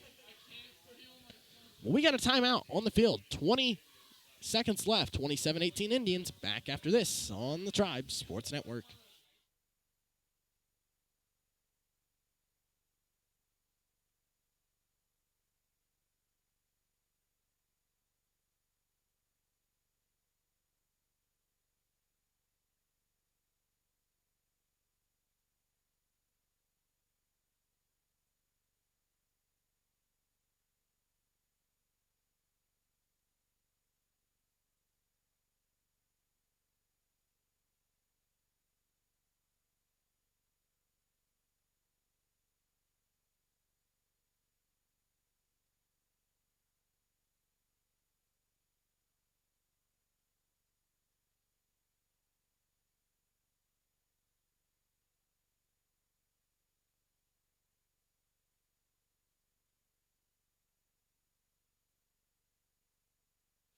Back here on the Tribe Sports Network. Ryan, let's see what the Indians have on defense. Yeah, they need to make a fast tackle and get them down quickly. Indian fans to their feet wanting to stop for their defense. Here is Nepley. You're going to roll out. Looks to pass. And we got a flag on the field and an incomplete pass. But I think it's going to be holding on the offense. It's holding against the Panthers. 15 seconds left. The Panthers going to move back 10 yards. They move from the 15 to the 25-yard line and brings up 2nd and 20, possibly 1st and 20. Dalton, while we have a minute, I just got an update on Eastbrook's score. 7-0 Eastbrook at the half. Close game over in Panther Country over at Eastbrook High School. The Lewis Cass Kings and Eastbrook Panthers, as Ryan just said, all knotted up at 7 at the half. But here we got 15 seconds till the half, and the Indians lead 27-18. Here comes The snap, and Nepley looks to pass under pressure, and he's brought down by number 31, Andrew Cruz. And at the end of the first half, Indians 27, Panthers 18. Back after this on the Tribe Sports Network.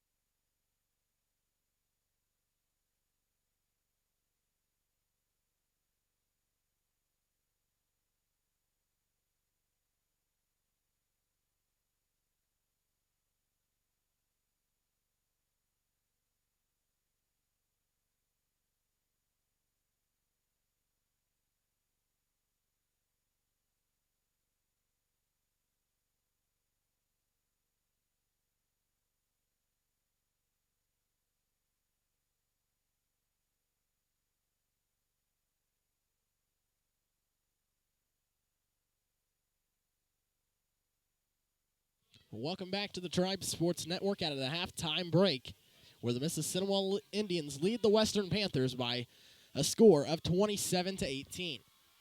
In the first half, the Indians scoring went like this. Cade McCoy with a 1-yard rush and a quarterback keeper up the middle to give the Indians they tied it up with Western off of a fumble, and Western took it down to score. Indians tied the Panthers at 6-6 with 7:20 left in the first.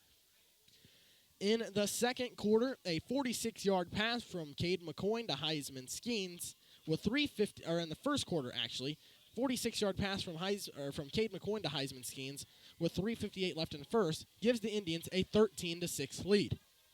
Western rushes down with Tyler Nepley to score a touchdown of a run of about 62 yards and makes it 13-12.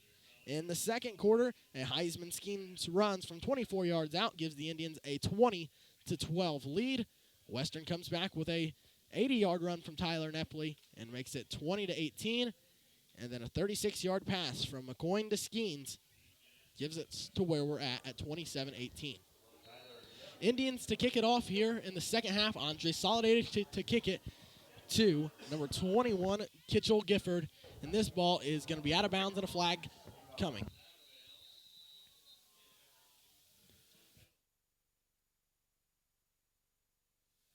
It's going to be 1st and 10 for Western, and I think it's about a 10-yard penalty on that kick.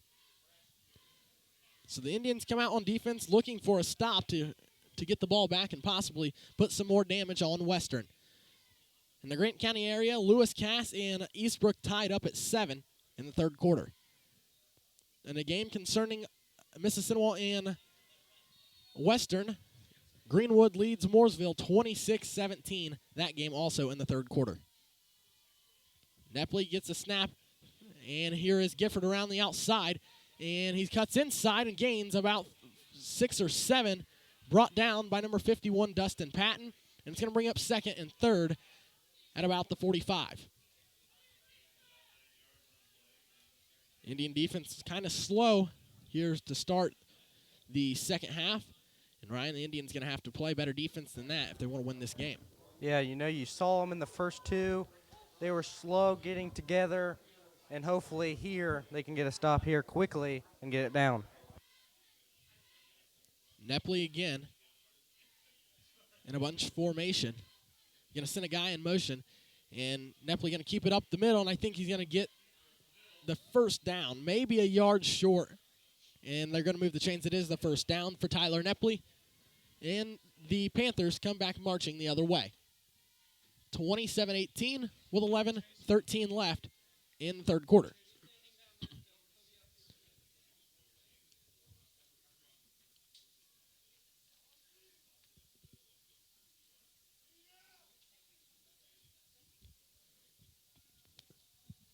(27-18), 10 minutes and 45 seconds left here in the third quarter. Nepley with Gifford to his side. He's going to fake the handoff and keep it. And it's going to run to his right and get brought down. I think that was John Hall on the tackle.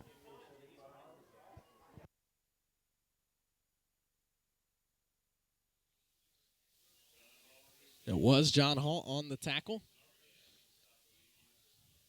Jason Arbogast in there as well. And back to snap will be Tyler Nepley again. Nepley's ran the ball quite well for the Panthers here tonight. And here's a fake handoff and a keep again on a bootleg. He keeps on faking it to Nick Hackler, and Hackler's doing a pretty good job of selling it. That's one of the first times I've seen Western fake the ball to get more yardage. Nepley does a great job at the quarterback position, has done a very good job all year long. As we said in the pregame, 342 carries coming into tonight's game for 2,069 yards as a quarterback. Put big numbers from a quarterback position rushing the ball. You don't see that very often. Indian fans to their feet on 3rd and 4. Here's the snap. He's going to roll to the right. Patton there, and he's going to be brought down in the backfield by John Hall. A good play from Hall. Coming in off of pressure from Patton. John Hall comes in to clean it up, and it's a sack in the backfield. 4th down, and I think he lost one, maybe got back to the line of scrimmage. Let's see if no, he lost 3 on that play. 4th and 7 on the 49, and a punt to come with Heisman Skeens and Cade Campbell going back to receive it. Here comes the punt from Huber, and there's a flag, and I think it's false start against the Panthers. And it is. A big play there for the Indians, Ryan. Yeah, the Indians can use that, and if they keep on getting those all night long, they'll be very happy. Things like that is what we saw bury the Giants last week. Penalties and turnovers. Yes, it was turnovers after turnovers after turnovers for Marion, and that's what hurt them. We haven't seen turnovers from the Panthers, but a bunch of penalties. Hubert's punt, kind of a high punt, and it's going to take a Panther bounce and keep rolling, and it rolls to about the 15-yard line. Good punt from Hubert, and the Indians take over on 1st and 10 at their own 15. As we saw in the first half, Heisman Skeens and Cade McCoy connected on a couple of passes.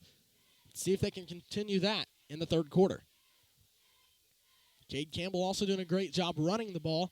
I saw Dustin Patton and Skylar Tackett make some key tackles, or some key blocks, rather. Tackett gets out on that big play from Skeens.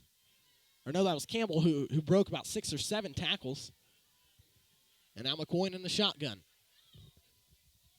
Looks for the snap. Now he gets it, hands it off to Campbell. Campbell cuts inside. Out to the 30. He's going to break loose to the 40. Out to the 50. Cuts inside to the 40. And he's going to probably go. 20. 10. 5. Leaps forward. Touchdown. They're going to call him a yard short at the 1. What a beautiful play by the Indians. Great blocking and a great running play from Cade Campbell. He saw where the blockers were, cut inside, went to the far side of the field, and all the way down to the 1. Indians offense hurries to the line. I look for McCoy to possibly keep it up the middle here. What a play from the Indians to start the third quarter. Yes, very good start. Here's McCoy. He's going to rush forward, takes it into the end zone for an Indian touchdown, and it's going to be 34-18 with the PAT to come for the Indians. Indians are on cruise control now as long as they get a couple of stops on defense. 33-18, actually with a PAT to come. McCoy in a 1-yard run into the end zone with 8:10 left in the third. And it makes it 33-18 with Andre Soliday to kick the PAT.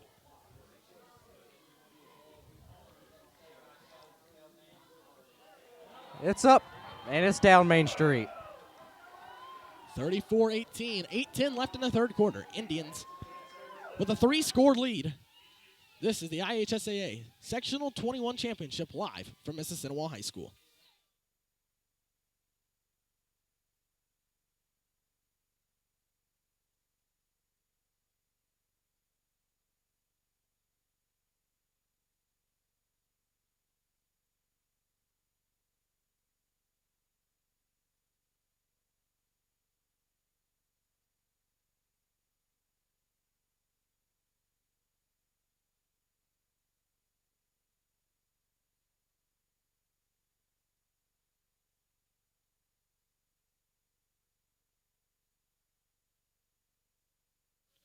Back on the Tribe Sports Network out of the score break, and the Eastbrook Panthers take a 14-7 lead over the Lewis Cass Knights.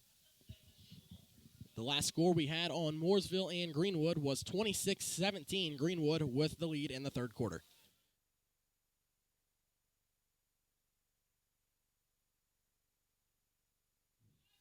Sam Tarpon to kick the ball off for the Indians. Here comes the kick. And this is another little kick at the 40. And Jesse Plummer there to bring him down along with Tobias Mead.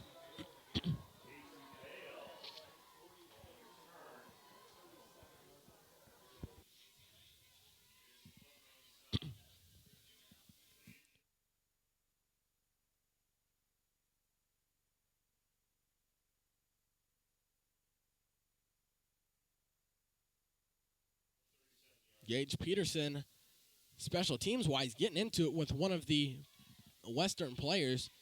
The Indian coach is going to have a little talk with him and get him settled down. Western comes out on offense. 1st and 10 on their own 37 with 8:09 left in the third quarter. Looks like Western has won away from Nepley a lot from what they did in the first half, Ryan. Yeah, they're slowly coming down on him, and another flag. It's going to be a false start again against the Panthers, and like we just talked about on that special teams punt from the Panthers, the penalties continue to havoc the Panthers. Yes, and that's what really, really hurts them, is turnovers after turnovers and penalties after penalties. Tonight could be the first time in 29 years since 1988 that the Indians could win a sectional championship, and right now they're well on their way. Here's a handoff to Gifford around the far side. John Hall in pursuit along with Jay Jones, and he's ran out of bounds. He's definitely got 2 or 3 on that carry. It was Jay Jones on the stop for the Indians. Cade McCoy coming out, going to take a little breather as Drew Castanon comes in for him. 8 minutes left. It says 2nd and 4 on the 32. Here's Gifford, goes up the middle and brought down by number 10, Jay Jones, and number 21, Heisman Skeens on the stop there defensively for the Indians. Last score we had on the Indiana Wesleyan men's basketball team, they lead at the half 46-24 over Rio Grande in the first game of the Caleb Demick Memorial. The Wildcats will play at 1 o'clock tomorrow. No, 3 o'clock tomorrow for the championship. Hands off to Gifford, and he is stopped.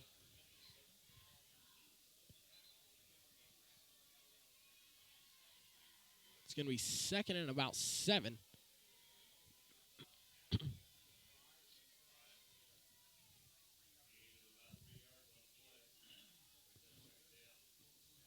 So 2nd and 7 on the 46-yard line.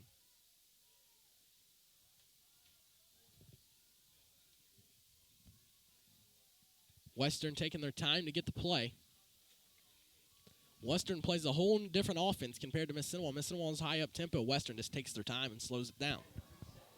Yeah, like we said all game, you know, they take it little by little by little and gain the little ones.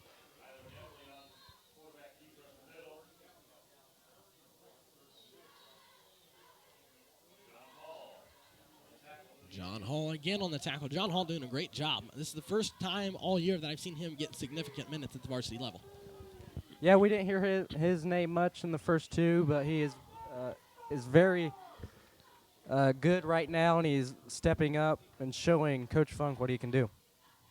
With the injury to Brandon Hewitt tonight, a few more of the guys that don't get to play as much getting their name called tonight to step up, and Evan Wilkins trips up Gifford in the backfield, and he falls forward, and I think he's going to be a yard short of the first, and it's going to be 4th and 1. 4th and 1. Weston's going to go for it. A stop here for the Indians. I'm telling you what, they're in cruise control. Let's see what the Indian defense can do here. 4th and 1 on the 40. Here comes the snap. Gifford going to keep it. He's going to get around the outside and get the first down and about 5 more after that. Gain of about 6, and he takes it into Indian territory for a first down. That's something the Indians have got to get a hold of in the coming weeks. If they advance tonight, come regionals next week, when you get up against a Greenwood or a Mooresville team, runs like that you can't have.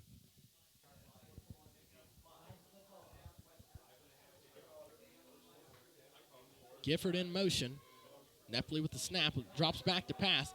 He's going to throw it across the field to Gifford, and Skeens misses the tackle. Gifford breaks 1, breaks 2 and 3, and gets about 6 or 7 on that carry.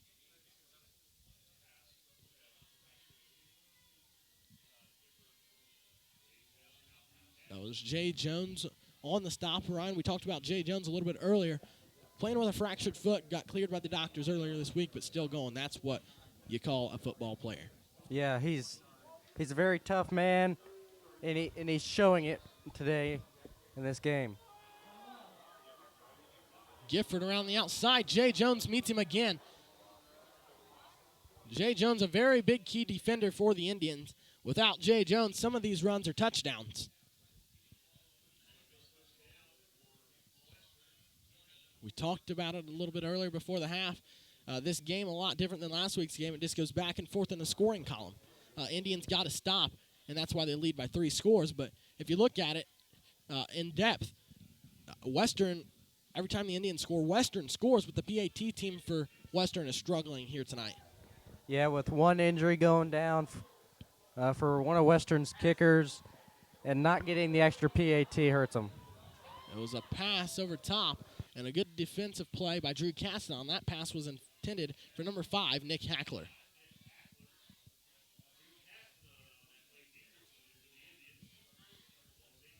.444 left in the third quarter. Indians with a 34-18 lead. This is the IHSAA Sectional 21 Championship live from Mississinewa High School. Dalton Bishop and Ryan Scott with you here tonight. Here comes the snap.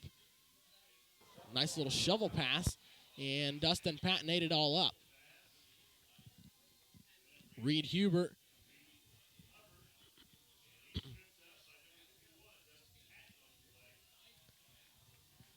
Dustin Patton and Jay Jones leading the defense tonight.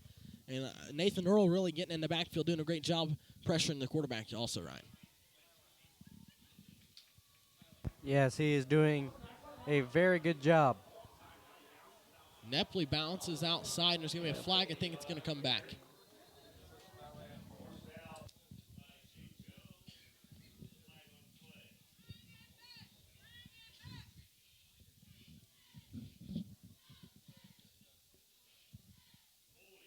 It is a holding against Western.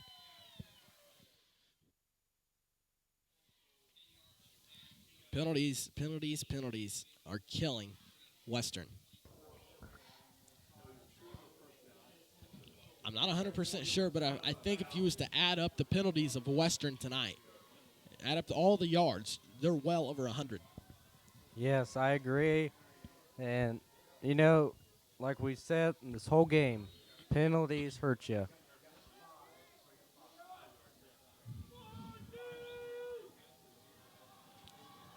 Third and 10 on the 23. Nepley sends a receiver to this side. It's Nick Hackman. He's in the shotgun by himself. Look for him to keep it possibly. Now he's going to be dropped back in the pass. He's going to throw it, and it's over his head and out of bounds, an incomplete pass. 4th and 10 on the 23, and I'm guarantee you one thing, Western's going to go for it. Yeah, they almost have to right here. And, yeah, there's nothing that they can do right here. Late in the third quarter, with a high-powered offense that the Indians have, Western needs to get this first down to keep their hopes alive. If not, and the Indians score again, I think this one's pretty much well in the bag for the Indians. Indian fans making noise, cheering on the defense, the sideline making noise, and here comes the snap. Nepley back to pass. He's going to throw it, and I think he's going to have a complete pass and possibly a touchdown. It is a touchdown. A nice pass from Nepley to Reed Hubert, and it's a touchdown for the Panthers. That's something we talked about for the Indians on 4th down plays. Against a team like Greenwood or Mooresville, those kind of plays are going to hurt you. Yeah, you have to play a lot better defense than what they're doing here in order to stop those plays.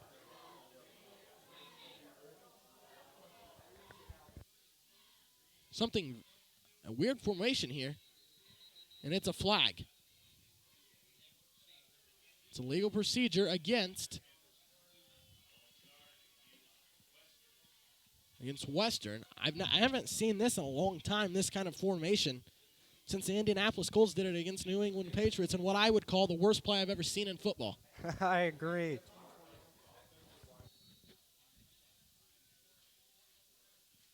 Now I think Western's going to come back to the line of scrimmage and try to run a legitimate play. I don't know if they were trying to throw the Indians off there, or no, they're going to try it again, it looks like. I don't even know what this formation is called. I guess we can call this the Indianapolis Colts formation. No good.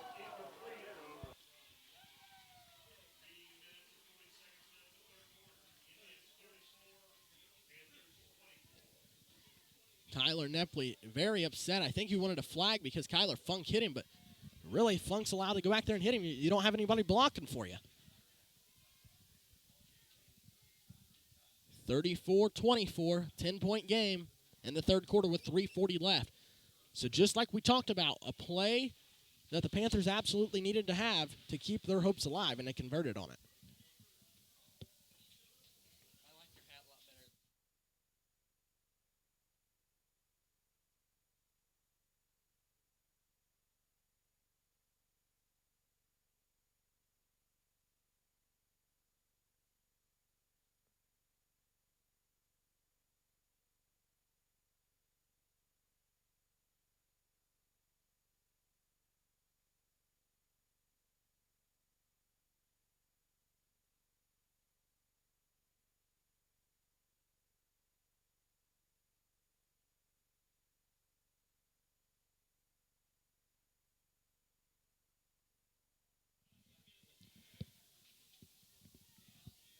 Out of the timeout, 3:40 left in the third, 34-24.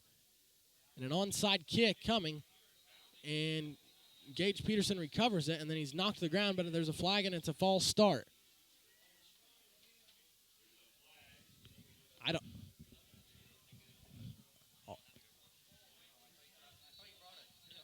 Western trying everything they can.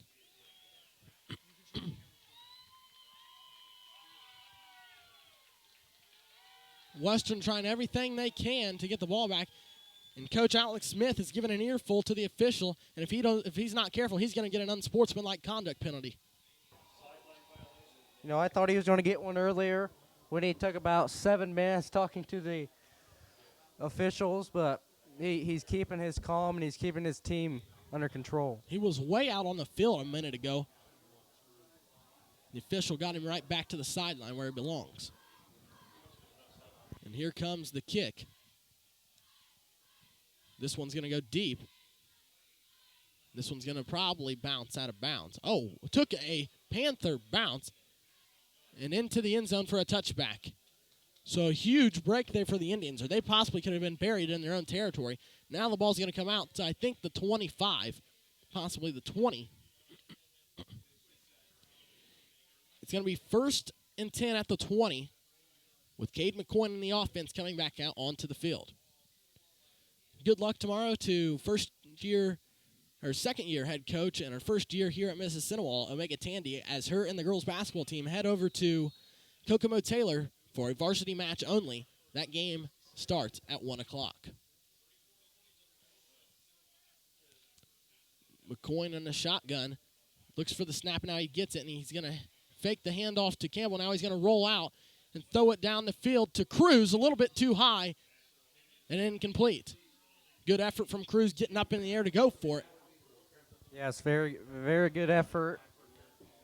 And like you said, if he would have slowed it down, I believe Andrew Cruz would have had it. Looks like that ankle bothering him a little bit right there, wobbling around on it a little bit. But Coach Funk said that Cruz had his ankle iced, and he's good to go for tonight. But he might have just re-injured it a little bit. Here's Skeens around the outside, cuts up the middle in between a couple of blocks. It only gets about 2 or 3. It's going to bring up 3rd and about 7. The Panther defense looks like they're ready to play. We've seen this a lot out of the Indians so far in 2017. They come out slow, and then all of a sudden, once they get that first down, they just continue to roll. Yeah, and that's the same way they started out with Marion, slow, and they worked their way up. Here comes the snap. McCoy gets it, and he's going to try to keep it. Runs around the outside, gets to the 25, where he's brought down. I think the Indians are probably going to punt. And I don't think he got the first down.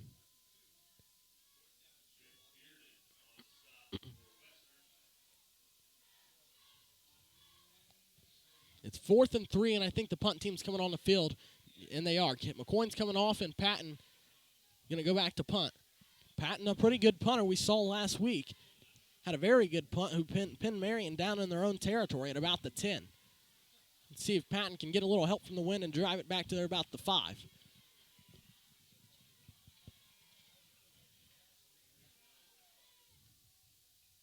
Here comes the punt from Patton, almost blocked. A line drive right to Hackman, and there's a penalty flag. Patton may have been hit. Cade Campbell with the tackle at the 45, and there's a flag in the backfield. I think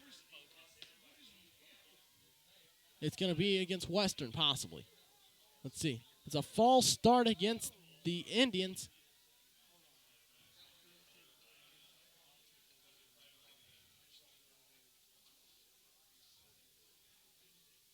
Patton wants to know why there's a false start card.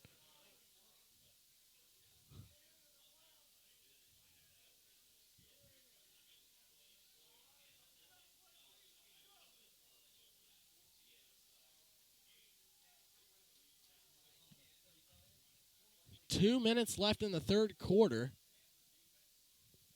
And the Panthers are going to get the ball. And if they score here, it's a 4-point game. And if they kick an extra point or get a 2-point conversion, it's either a 3 or 2-point game. And that's not what the Indians want.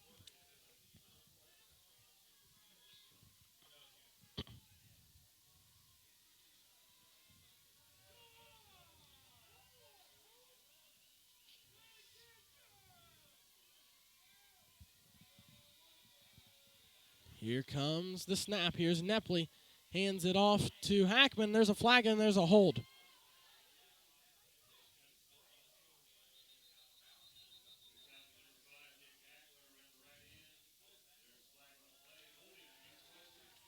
Holding against Western. The ball's going to move back at about 10 yards. Yes, that helped the Indians a little, and they can take everything that they can get.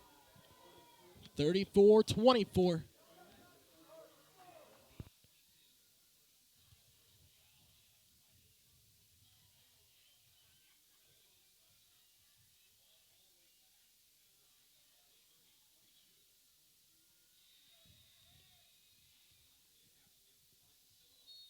First and 22 on the Panther 33-yard line. The defense looked very confused so far here in this second half. Not the same defense we saw in the first half.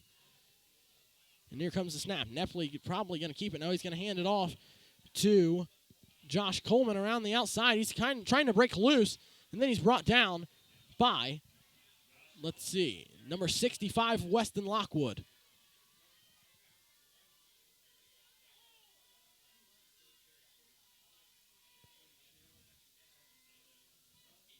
Weston Lockwood on that stop defensively for the Indians. And it's second and about 10. We got a timeout. Officials timeout as an Indian player tying his shoe, I think was Curt Funk.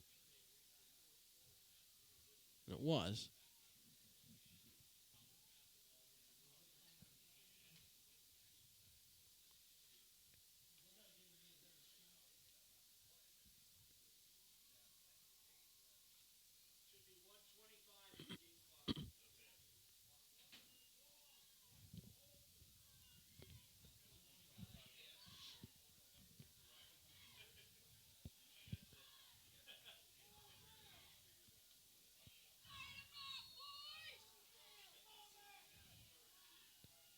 So now we're ready to go. 2nd and 13 on the 42. Nepley keeps it up the middle, and he's going to break around the outside, and he's going to go for a touchdown. Touchdown, Western. As you saw all night, Western gets that middle opener the outside, and he's gone. I'm almost positive that Western's going to go for 2.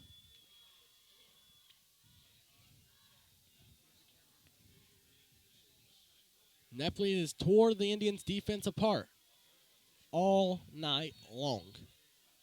They're going to go for 2 with 1:10 left in the third. It's 34-30. Indians have to keep their composure and worry about getting it back on offense. So here comes Nepley. Going to hand it off. Now he keeps it. No, I don't know. That was a weird play. He must have handed it off up the middle. Got it. That play faked me out. And I don't even know who took the ball into the end zone. I didn't see it either. 34-32. Indians have to keep their composure. They still got a lead, but it's the third quarter and 1:10 left in the third. Still a lot of ball game left to play. So let's see what the Indians offense can do here on this possession.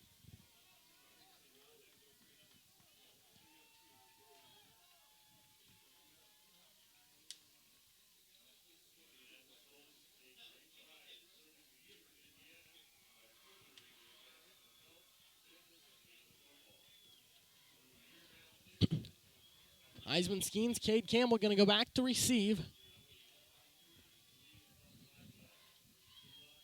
Let's see if the Indians can continue what they started in the first half.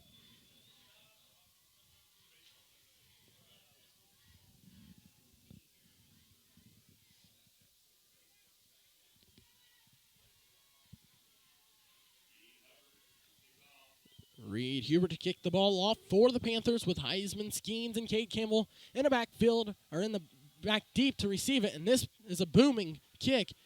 Campbell going to receive it.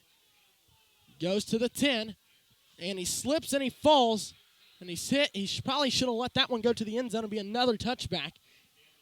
So now he's at the 15, and the offense and quarterback Cade McCoy come onto the field to try to keep what they started in the first half going.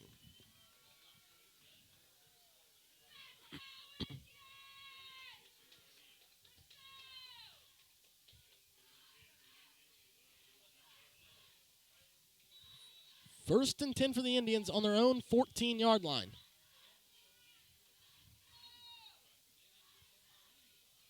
Jay Jones goes to the tight end position onto the field. And here's McCoy. McCoy under the center. Hands it off to Campbell. He gets about 4 or 5. It's going to bring up second at about 6. I'm going to give him 4 on that carry.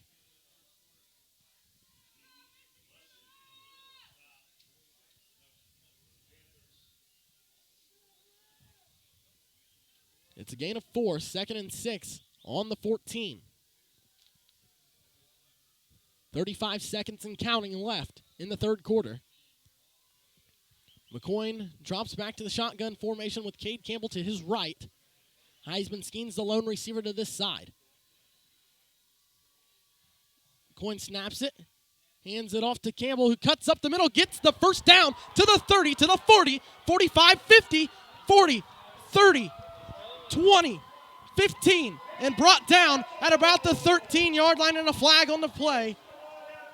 Great run. Right where Campbell was brought down. I don't know if it's going to be a flag on an Indian or a Panther, but I think it's going to be on the Panthers. A huge run from Cade Campbell. Yes, a great run, and we've seen a couple of those earlier in the game. Is a personal foul, a face mask on the Panthers, and that's a 15-yard penalty from the spot of the foul, and I think it's going to be on the goal line, unless the Indians decide to decline it, but I don't understand why they would. So it's on the 5-yard line. First and goal on the 5. 11 seconds left in the third. And that's what we've seen all game long.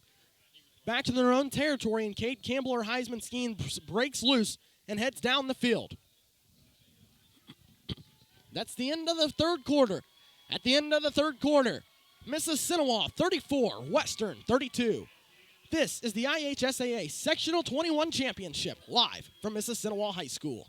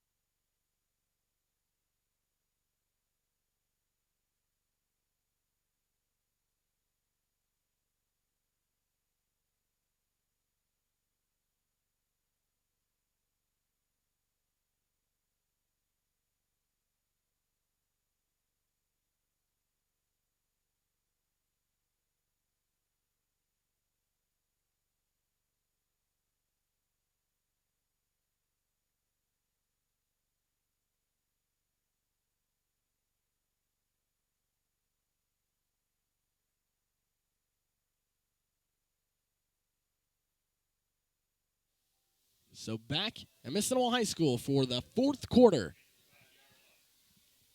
12 minutes on the clock, and they're at the 5-yard line with Cade McCoy under the center with nobody in the backfield with him. Trips to this side, 2 receivers to the far side. McCoy going to snap the ball, goes inside, up the middle. A gain of about 2, possibly 3. I thought McCoy was going to rush in for his 3rd touchdown of the night. Cade McCoy responsible for all but 1 touchdown tonight, and it was a run of Heisman Schemes for 24 yards. Yeah. Cade McCoy came to play tonight for the Indians. He, like I said, he's responsible for all but 1 touchdown of the Indians, and the only touchdown he's not responsible for is a 24-yard run of Heisman Schemes. Yes, McCoy is playing very good and being very smart at what he's doing. Same formation for the Indians. Look for McCoy to do about the same thing. This time he sends Campbell in motion. He's going to rush forward, leans forward, takes it across the goal line, and I think he's a yard short. 3rd and about a half a yard for Cade McCoy. Holy cow. Look for McCoy to probably keep it again here. All he's got to do is fall forward. And he did, and it's a touchdown. Mississinewa takes the lead by 8, 40-32, with 10:49 left in the game, an extra point to come, and it's a 2-score game. They've got to make the extra point. It's 40-32, a high-scoring game. After last week, a low-scoring defensive game. This week, both teams come out with high-powered offensives, and defensively, neither team can stop the offense. Yes, Andre Solove with the PAT. Here comes the PAT from Soliday. Snap in the hold. The PAT is right down the center of Main Street, and the Indians lead 41-32. 10:49 left in the game. Indians with a 9-point lead. This is the IHSAA Sectional 21 Championship live from Mississinewa High School.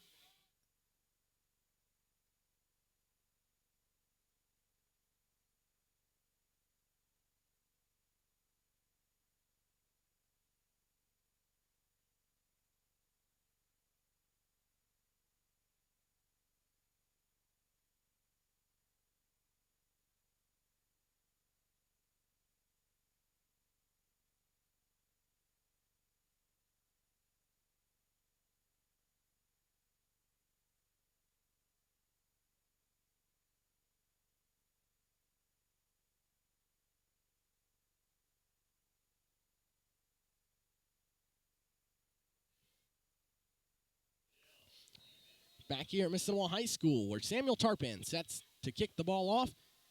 This one is going to be to about the 30, where it's received by Coleman. He cuts inside to the 40 and brought down at about the 36. No, yeah, wait a minute. They're at the 40, going towards the 50, so they're about at the 43-yard line. Let's see where they officially mark it. Curt Funk asked the official if he didn't see a holding penalty there, but obviously not. And it's 1st and 10 at the 43. Indians got to get a stop here defensively, because right now Western has continued to rush downfield with Tyler Nepley. You take Tyler Nepley out of the game, and I don't think Western has a touchdown at all this entire game. No, he has been a big key for Western, especially on the defensive side, and he has done a very, very well job. Miscommunication between the two coaches and some of the players. The Indian fans are getting very upset, trying to figure out what is going on. This is a sectional championship. It's sectional time. These confusions should not be happening. Yeah, it's just the little things that can get anyone messed up.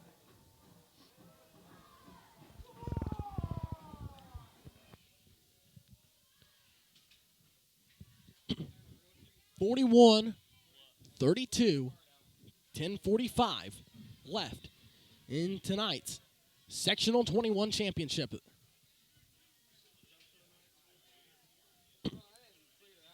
A final from Eastbrook. The Eastbrook Panthers are moving on to the regional championship next week, defeating Lewis Cass 28-7. So congratulations to Jeff Adamson and the Eastbrook Panthers as they move on to next week's regional championship. A tackle for a loss by the Indians. That was number 21, Kitchell Gifford. And Ryan, I don't know if you've seen who took him down. No, all I saw was a whole bunch of Indian players and a whole bunch of Western players. That was about 4 or 5 Indians, and like you said, about 4 or 5 Western players in the vicinity. But for the Indians, good news, a loss of yards. For the Western Panthers, not so good news. 10:36 left in the game, and here is... That was Nepley trying to keep it, and he was knocked down in the backfield by Curt Funk. He read that play perfectly, grabbed a hold of him, and took him straight to the ground for another loss of yards, and it's 3rd and 16. Yes, very good play by Funk. He did the right thing, dropped him down fast. Going to do our best to get you a score on the Mooresville-Greenwood game because that is what concerns the Indian fans right now. Indian fans making noise, coming to their feet on the top row. Back to pass, under heavy pressure, throws it out of bounds. It's going to be 4th down, but it might have been picked off, but he was out of bounds. He was out of bounds. Dalton, it looked like he had it from up here. From this vanity point, it looked like Campbell had came down, but from over here, we're on the complete opposite side of the field. Campbell possibly could have been out of bounds, but like you said, from over here, it looked like he had it. But either way, Western's going to rely on their defenses. They're going to go back to punt with Reed Hubert, with Heisman Skeens going back to his own 20-yard line with Campbell at the 30. This punt is going to go and bounce and take a Panther bounce to the 18-yard line. Indians take over on offense, and a score here, Ryan, would be huge for the Indians, and I think would possibly be the dagger. Yeah, if they get this one here, it is very, very possible that they have this one in the bag.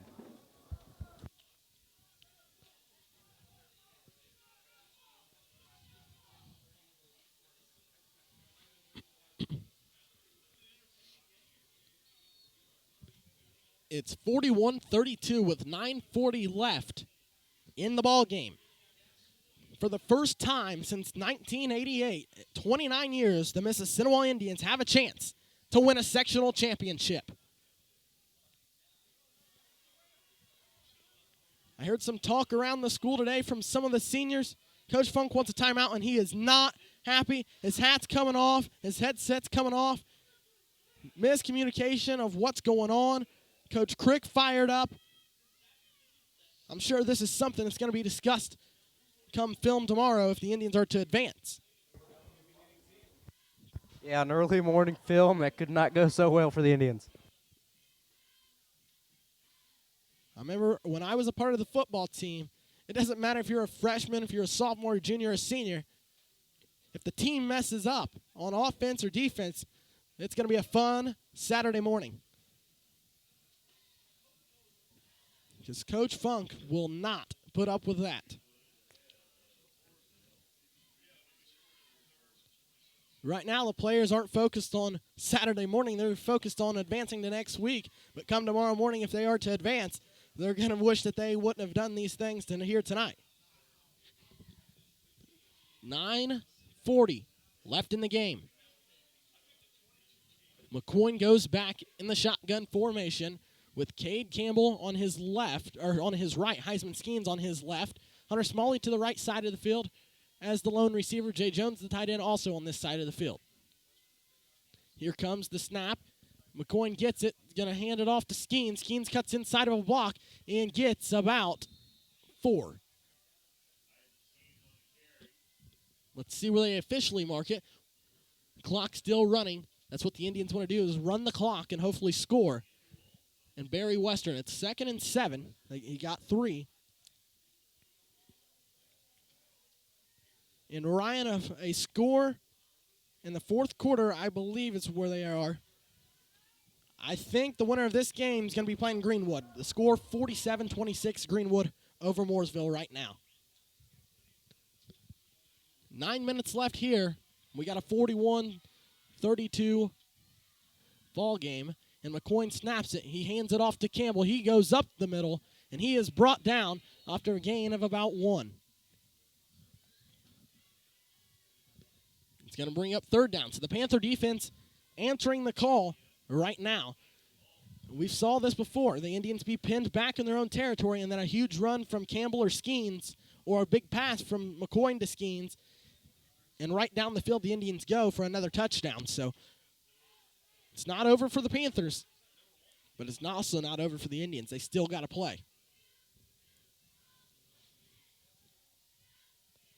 Cade McCoy in the shotgun with Cade Campbell to his right. Heisman Skeens, the receiver, to this side. Hunter Smalley to the far side. Jay Jones, the tight end, is also on this side of the field. McCoy snaps the ball back to pass. He's got a lot of time. He's looking downfield. Now he's under pressure. Rushing. McCoy throws the ball, gets it back to the line of scrimmage. It's an incomplete pass and fourth down. And now there's a flag. They're not going to call intentionally grounding, I don't believe.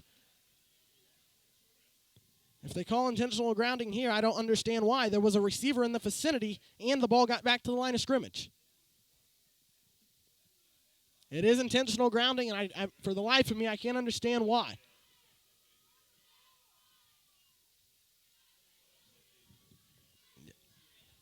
The tight end for the Indians, Jay Jones, was standing at about the 25, or the 35, rather. McCoy threw it out of bounds at about the 30. And for some reason, an intentional grounding penalty is called.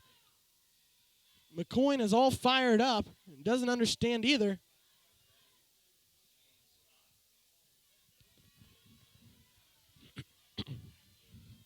Now Dustin Patton back in his own end zone to punt. Panthers are going to have great field position. Here's Patton. Here's the punt. This one's a good one and a fair catch at the 39, and that's where the Panthers take over. 1st and 10 at the Panther, or on the Indian 39-yard line.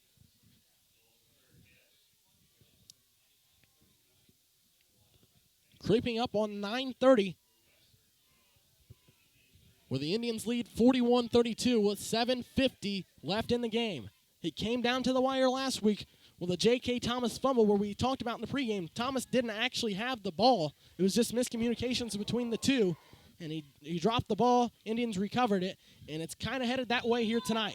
Yeah, and like we said earlier, we thought J.K. Thomas had it, but he didn't. And let's see what the Indians do right here.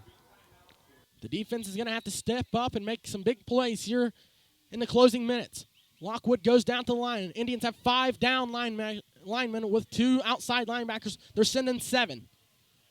Nepley keeps it up the middle, and he dives forward for the first down, I believe, maybe a yard short where Jay Jones met him.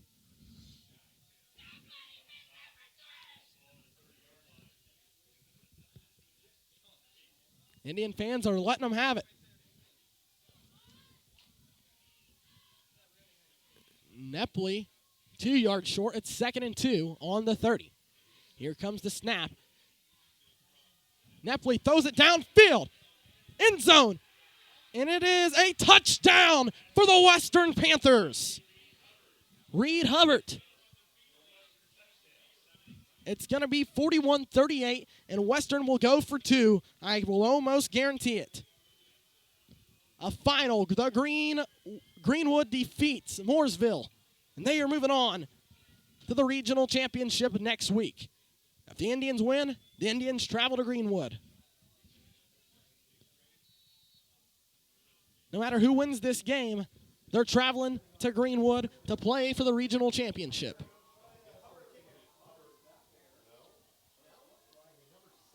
Number 7 is going to kick.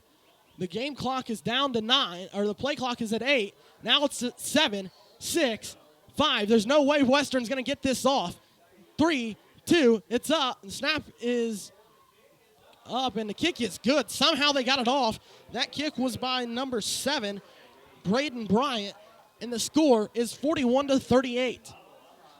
Yep. So with 7:18 left in the fourth quarter, Indians 41, Panthers 38. Yeah, he got that kick in just in time. Coach Funk letting his team know that there's still 7 minutes and 18 seconds on the clock. This game is not over until the clock reaches triple zeros. Cade McCoy is all fired up. You can just tell. Very frustrated after that last offensive possession. And I'm sure he's ready to get back on the field to make up for the last possession. Cade McCoy is what I would call a veteran quarterback for high school. It's his 4th year at the quarterback position in high school. That's as many years as you can play quarterback in high school. So McCoy has been in these situations before, and this is when he normally capitalizes. The kick, that's actually number 8, Skylar Zavla, who's going to kick the ball off for Western. And Zavla is a kicker. I'm wondering why we haven't seen him the rest of the night. He's a sophomore, 5'7", 135. He's a kicker and a punter is what he's listed on their roster. So here comes the kick. This one's going to go to Campbell, and Campbell is going to break loose and get to the outside, to the 30, to the 40. Dropped at about the 41, 42-yard line, and that's where the Indians will take over. Good field position to start for the Indians with 7:10 left in the ball game.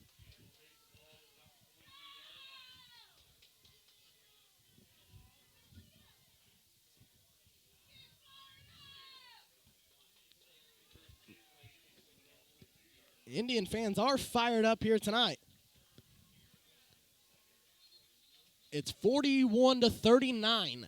7:10 left in the ball game. McCoy going to drop back to the shotgun formation. Cade Campbell to his right. Hunter Smalley to the far side of the field. Heisman Skeens to this side. Here's the snap. Campbell gets it, and he is dropped in the backfield by number 3, Tyler Nepley. He's their Mr. Do-It-All for Western. Yes, he has played very good all throughout the game since the beginning, and he's still playing very well. Western looks very fired up, like they're ready to win a sectional championship. Right now, the Indians not looking so good.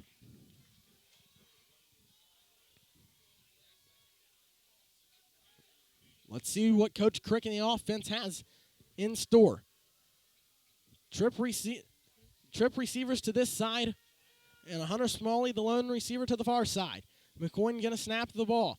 Drops back to pass, hands it off to Campbell. This play has worked a ton, and Campbell is dropped at the line of scrimmage, and it's going to bring up 3rd down. Cade McCoy not happy again. It brings up 3rd and 12 on the 40. This right here is a big play in this ball game. Indians have got to get a 1st down. You don't lose the game if you don't get a 1st down, but your hopes are starting to diminish. McCoy in the shotgun. Trip receivers to the far side.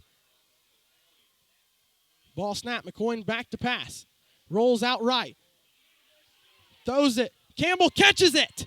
Out to the 50 before he's knocked out of bounds. And he's about a yard short. I would assume the Indians will go for it here.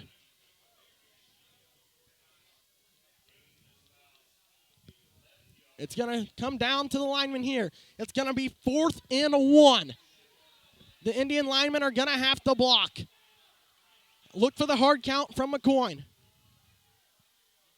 McCoy rushes forward. He's got the 1st down. 1st down, Indians.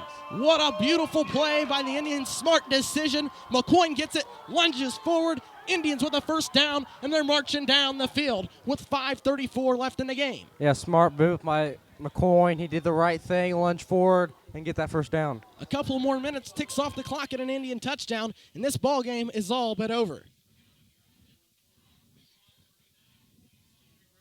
It's going to be hard for the Panthers to come back from a 2-score game with only 3 minutes left in the game. I've seen it happen, but not happen in high school. McCoy in the shotgun formation. The clock continues to run with 5:07 left and counting. McCoy gets it. He's going to keep it. He's going to run in between blockers. He's out to the 40, rushing forward and lunges forward, and I think he's got the 1st down.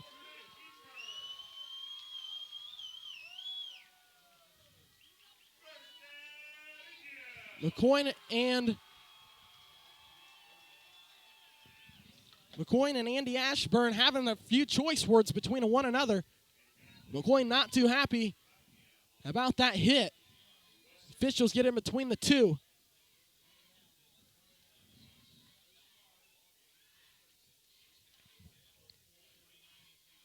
Indians going to continue to run the clock with 4:41 and counting left.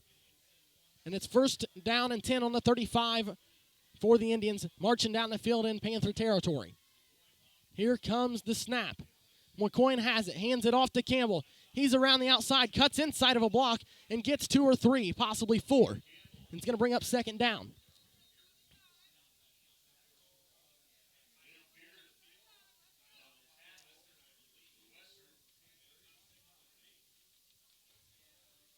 It's a timeout on the field, and it's a timeout for Western, I do believe. It is a timeout Western. 4:23 left in the game. Indians 41, Western 39. We'll step aside for 30 seconds. This is the IHSAA Sectional 21 Championship live from Mississinewa High School. Struggling to keep up with your kids, your finances, your insurance, your life? I'm State Farm Agent Dennis Roach, and I can help you simplify and get to a better state. When we handle your auto, home, and life insurance, you'll have more time to handle everything else. More money, too. Because adding State Farm policies can earn discounts that could add up to 40% and actually help you get ahead. Call me, State Farm Agent Dennis Roach, at 674-9831 today and get to a better state with State Farm. Welcome back to Mississinewa High School, where the Indians with the ball marching into Panther territory with 4:25 left in the ball game. The Indians with a touchdown here would pretty much seal the deal to head into the regional championship next week, and that game would be played at Greenwood. Yeah, like we said all night, Dalton, for both teams, especially for the Indians right now, they get the little bit of yards that they can at a time. That's what's helping them through the game. If you continue to run the clock and get a touchdown, that's what Coach Funk and the offense wants. You want to continue to run the clock, but you also want to score.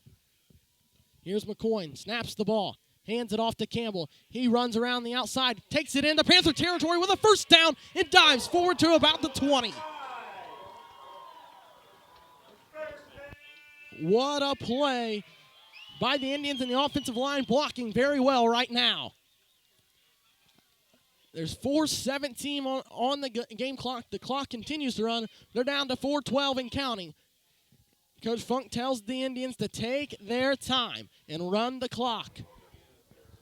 Yes, just settle down and make the smart decisions and go slow and get the yardages. Hold on to the football.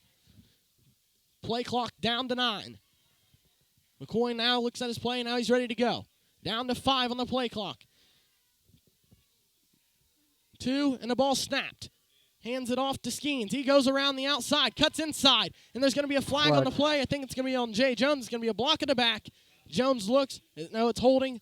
It's against the Indians. They're going to call it on Jay Jones, and that hurts the Indians because they had the momentum going forward, and now they're going back to where they just came from. Yeah, you can't go back and forth and back and forth. You always have to go forward. A pretty good night for football tonight. Considering the weather last week, this week still pretty chilly, but no rain and no wind. So. Yeah, like we talked about earlier in pregame, we're glad that it is a better night for football and it's a lot safer for the players. Let's see where the ball's placed. It's 1st and 20 at the 30. McCoyne back in the shotgun formation. Heisman Skeens is the receiver on this side. Hunter Smalley the receiver to the far side. Jay Jones is the tight end. He's also on this side of the field with Skeens. McCoyne sends Cruz in motion. And now he gets the snap. He's going to pitch it to the outside to Campbell, who cuts inside of a block from Tackett. Dives forward. Gets about 5 or 6. We've got a player from Western down on the field. Dustin Patton with a big block. And he's laying on the field. Now he's ready to get up. He comes up, and that's number 50. Alex Newman. Heard his name earlier in the first quarter making a tackle. Haven't heard his name much since.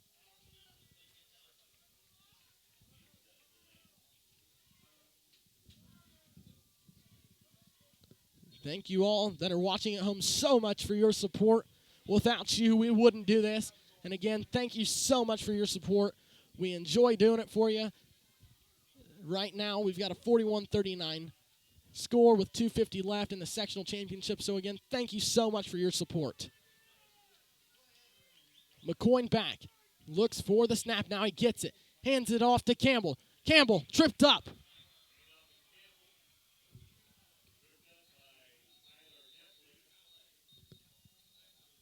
We've got a timeout on the field. And it's a timeout Western with 2:33 left in the game. 41-39, Indians with the lead. Back after this. This is the IHSAA Sectional 21 Championship live from Mississinewa High School. In Grant County, you know how much it means to have neighbors you can count on. Struggling to keep up with your kids, your finances, your insurance, your life? I'm State Farm Agent Dennis Roach, and I can help you simplify and get to a better state. When we handle your auto, home, and life insurance, you'll have more time to handle everything else. More money, too. Because adding State Farm policies can earn discounts that could add up to 40% and actually help you get ahead. Call me, State Farm Agent Dennis Roach, at 674-9831 today and get to a better state with State Farm. Struggling to keep up with your kids, your finances, your insurance, your life? I'm State Farm Agent Dennis Roach, and I can help you simplify and get to a better state. When we handle your auto, home, and life insurance, you'll have more time to handle. Back at Mississinewa High School, out of the timeout, McCoy in the shotgun. Looking for the snap, and now he's going to get it from Lockwood. Here it is. McCoy back to pass. Now he's looking. He's going to throw it down to the end zone. Campbell! And I think it's incomplete. It is. He threw it into the two defenders. A gutsy pass by McCoy that could have hurt him. Yeah, he got very lucky there, and that could have cost him. It's 4th down. Right now with Andre Soliday, I think you might want to attempt a PAT or a field goal here. But do the Indians, I don't know. Are they going to go for it? Maybe I might try to punt it and put it deep in the Panther territory. Just kind of give it a little bit of a kick. Not too hard. And bury them in their own territory at about the 1. Now we've got a timeout. It's timeout Mississinewa. Ryan, in this situation, if you're Coach Funk, what do you do? You know, I don't think he's going to go for it. You know, I think he's still going to try to take his team under control and go for it. I think what happens if I'm Coach Funk, I give a hard count and try to get the Panthers to jump off sides. If they don't jump off sides, I call a timeout, and I try to give a little bit of a, I guess I can call it a little squib punt here. You know, just barely kick it and try to pin them at about their own 1 or 2 and make them work all the way down the field. Yep, I agree. You got to rely on your defense. If you're going to win championships, it comes down to defense. 2:26 left. It's 41-39. Indians with a 2-point lead, and it's 4th and 13 on the Panther 24. We've seen a lot of things happen in this sectional on 4th down. The Indians have gotten first downs, and they've also lost a ton of yards. Now let's see what they can pull out of the bag here. Indian fans come to their feet. The student section cheering them on. Sidelines cheering them on. Indians defense getting all stretched out on the sideline. Indians confused. Jashawn McClung going to the far side of the field. Here comes the snap. Campbell in motion. McCoy gets it. Looks. Down the field. He's going to throw it into the end zone. Heisman schemes. It's tipped. A great defensive play by Western. And they come up with a stop. They had Skeens in the end zone, but a beautiful play by a Western player. That was number 5, Nick Hackler. Now it all comes down to defense. They're down to 2 minutes and 19 seconds. The Indians' defense has got to step up. A score here, and the Indians are in deep trouble. Like I said a moment ago, it's going to come down to the last possession of the game. It was like this last week. Marion had it. They fumbled it. Now what's going to happen here? Keep an eye on Nepley. Indian fans to their feet, hands on their head in worriedness. Here is Nepley around the outside. He's going to run out of bounds. A gain of about 10, and I think it's a first down for the Panthers. It only took about 4 seconds off the clock, and that is what cannot happen. You cannot let Nepley get around the outside like that. But the more that he runs, you want to keep him inbound so the clock stays running. Yeah, he's been doing that all night long, and they got to figure out how to stop him early. It's down to defense. Here we go. Nepley snaps it, hands it off to Gifford around the far side. He's going to cut inside of a block. He gets a block, and he has ran out of bounds. 2:03 left. Jay Jones coming into the game. The defensive MVP for the Indians, Jay Jones, comes into the game. Indian fans stressed out to the maximum. They have to get a stop early and put him down as fast as they can. Here we go, 2:03 left. 1st and 10 for the Panthers in the Indian 42. Here comes the snap. Nepley around the outside. That was number 21, Gifford, and he was knocked out of bounds. I don't think he got a yard. He might have got back to the line of scrimmage. Let's see where they officially mark it. The clock still stopped at 1 minute and 56 left.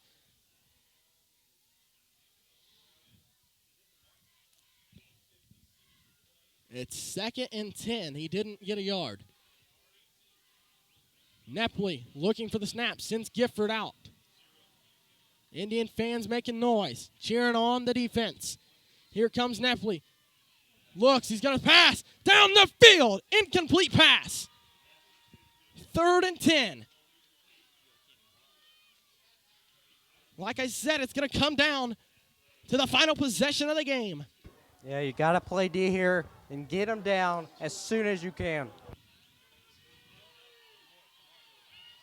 Indian fans to their feet, every last individual.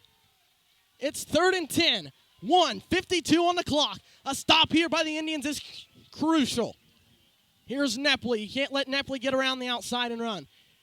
Here it is. He fakes the handoff. He runs up the middle. He's brought down. It's going to bring up 4th down. And here comes a flag on the play. Let's see. Is it going to be against Western for taunting?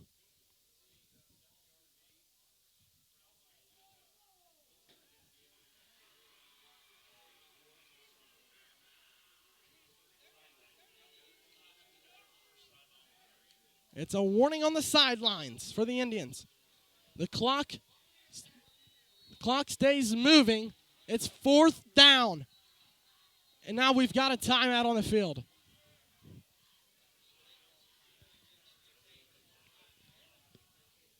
It's 4th and about 2 or 3 for the Panthers, and it comes down to this for the Indians.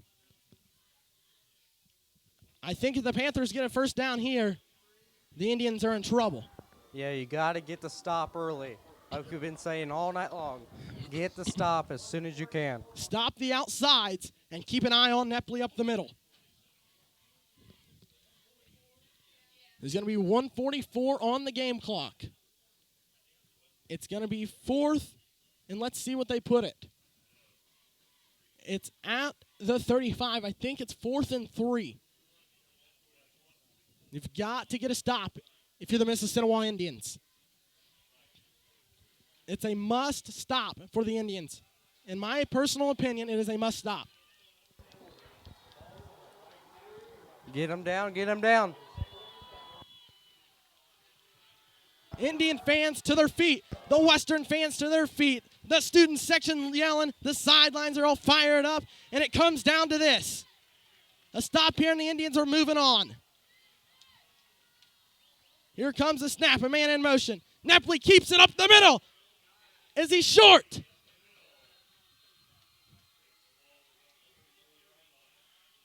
It is a first down for the Western Panthers. 1 minute, 39 seconds on the clock. This is very, very crucial. These last, down to 90 seconds. Here's Nepley. Jay Jones with a big stop. Very good stop. The clock continues to run. We're down to 1 minute and 18. You cannot let Nepley get out for a big run. You just can't. Got to keep him back and get him down. Here's Nepley. We're down to 1 minute and 7.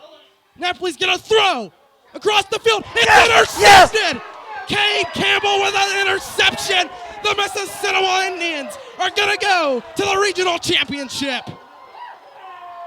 What a big play by Cade Campbell. Very good. The Indian sideline is fired up.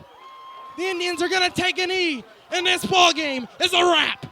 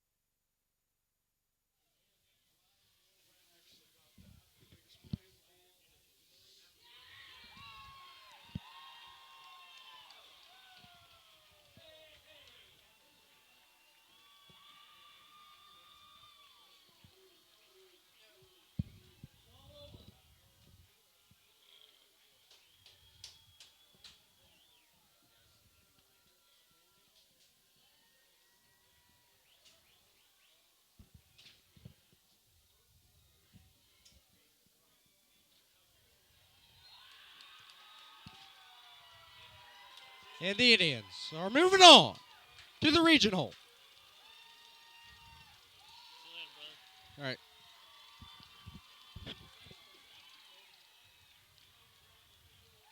And the Indians are moving on from Mississinewa High School.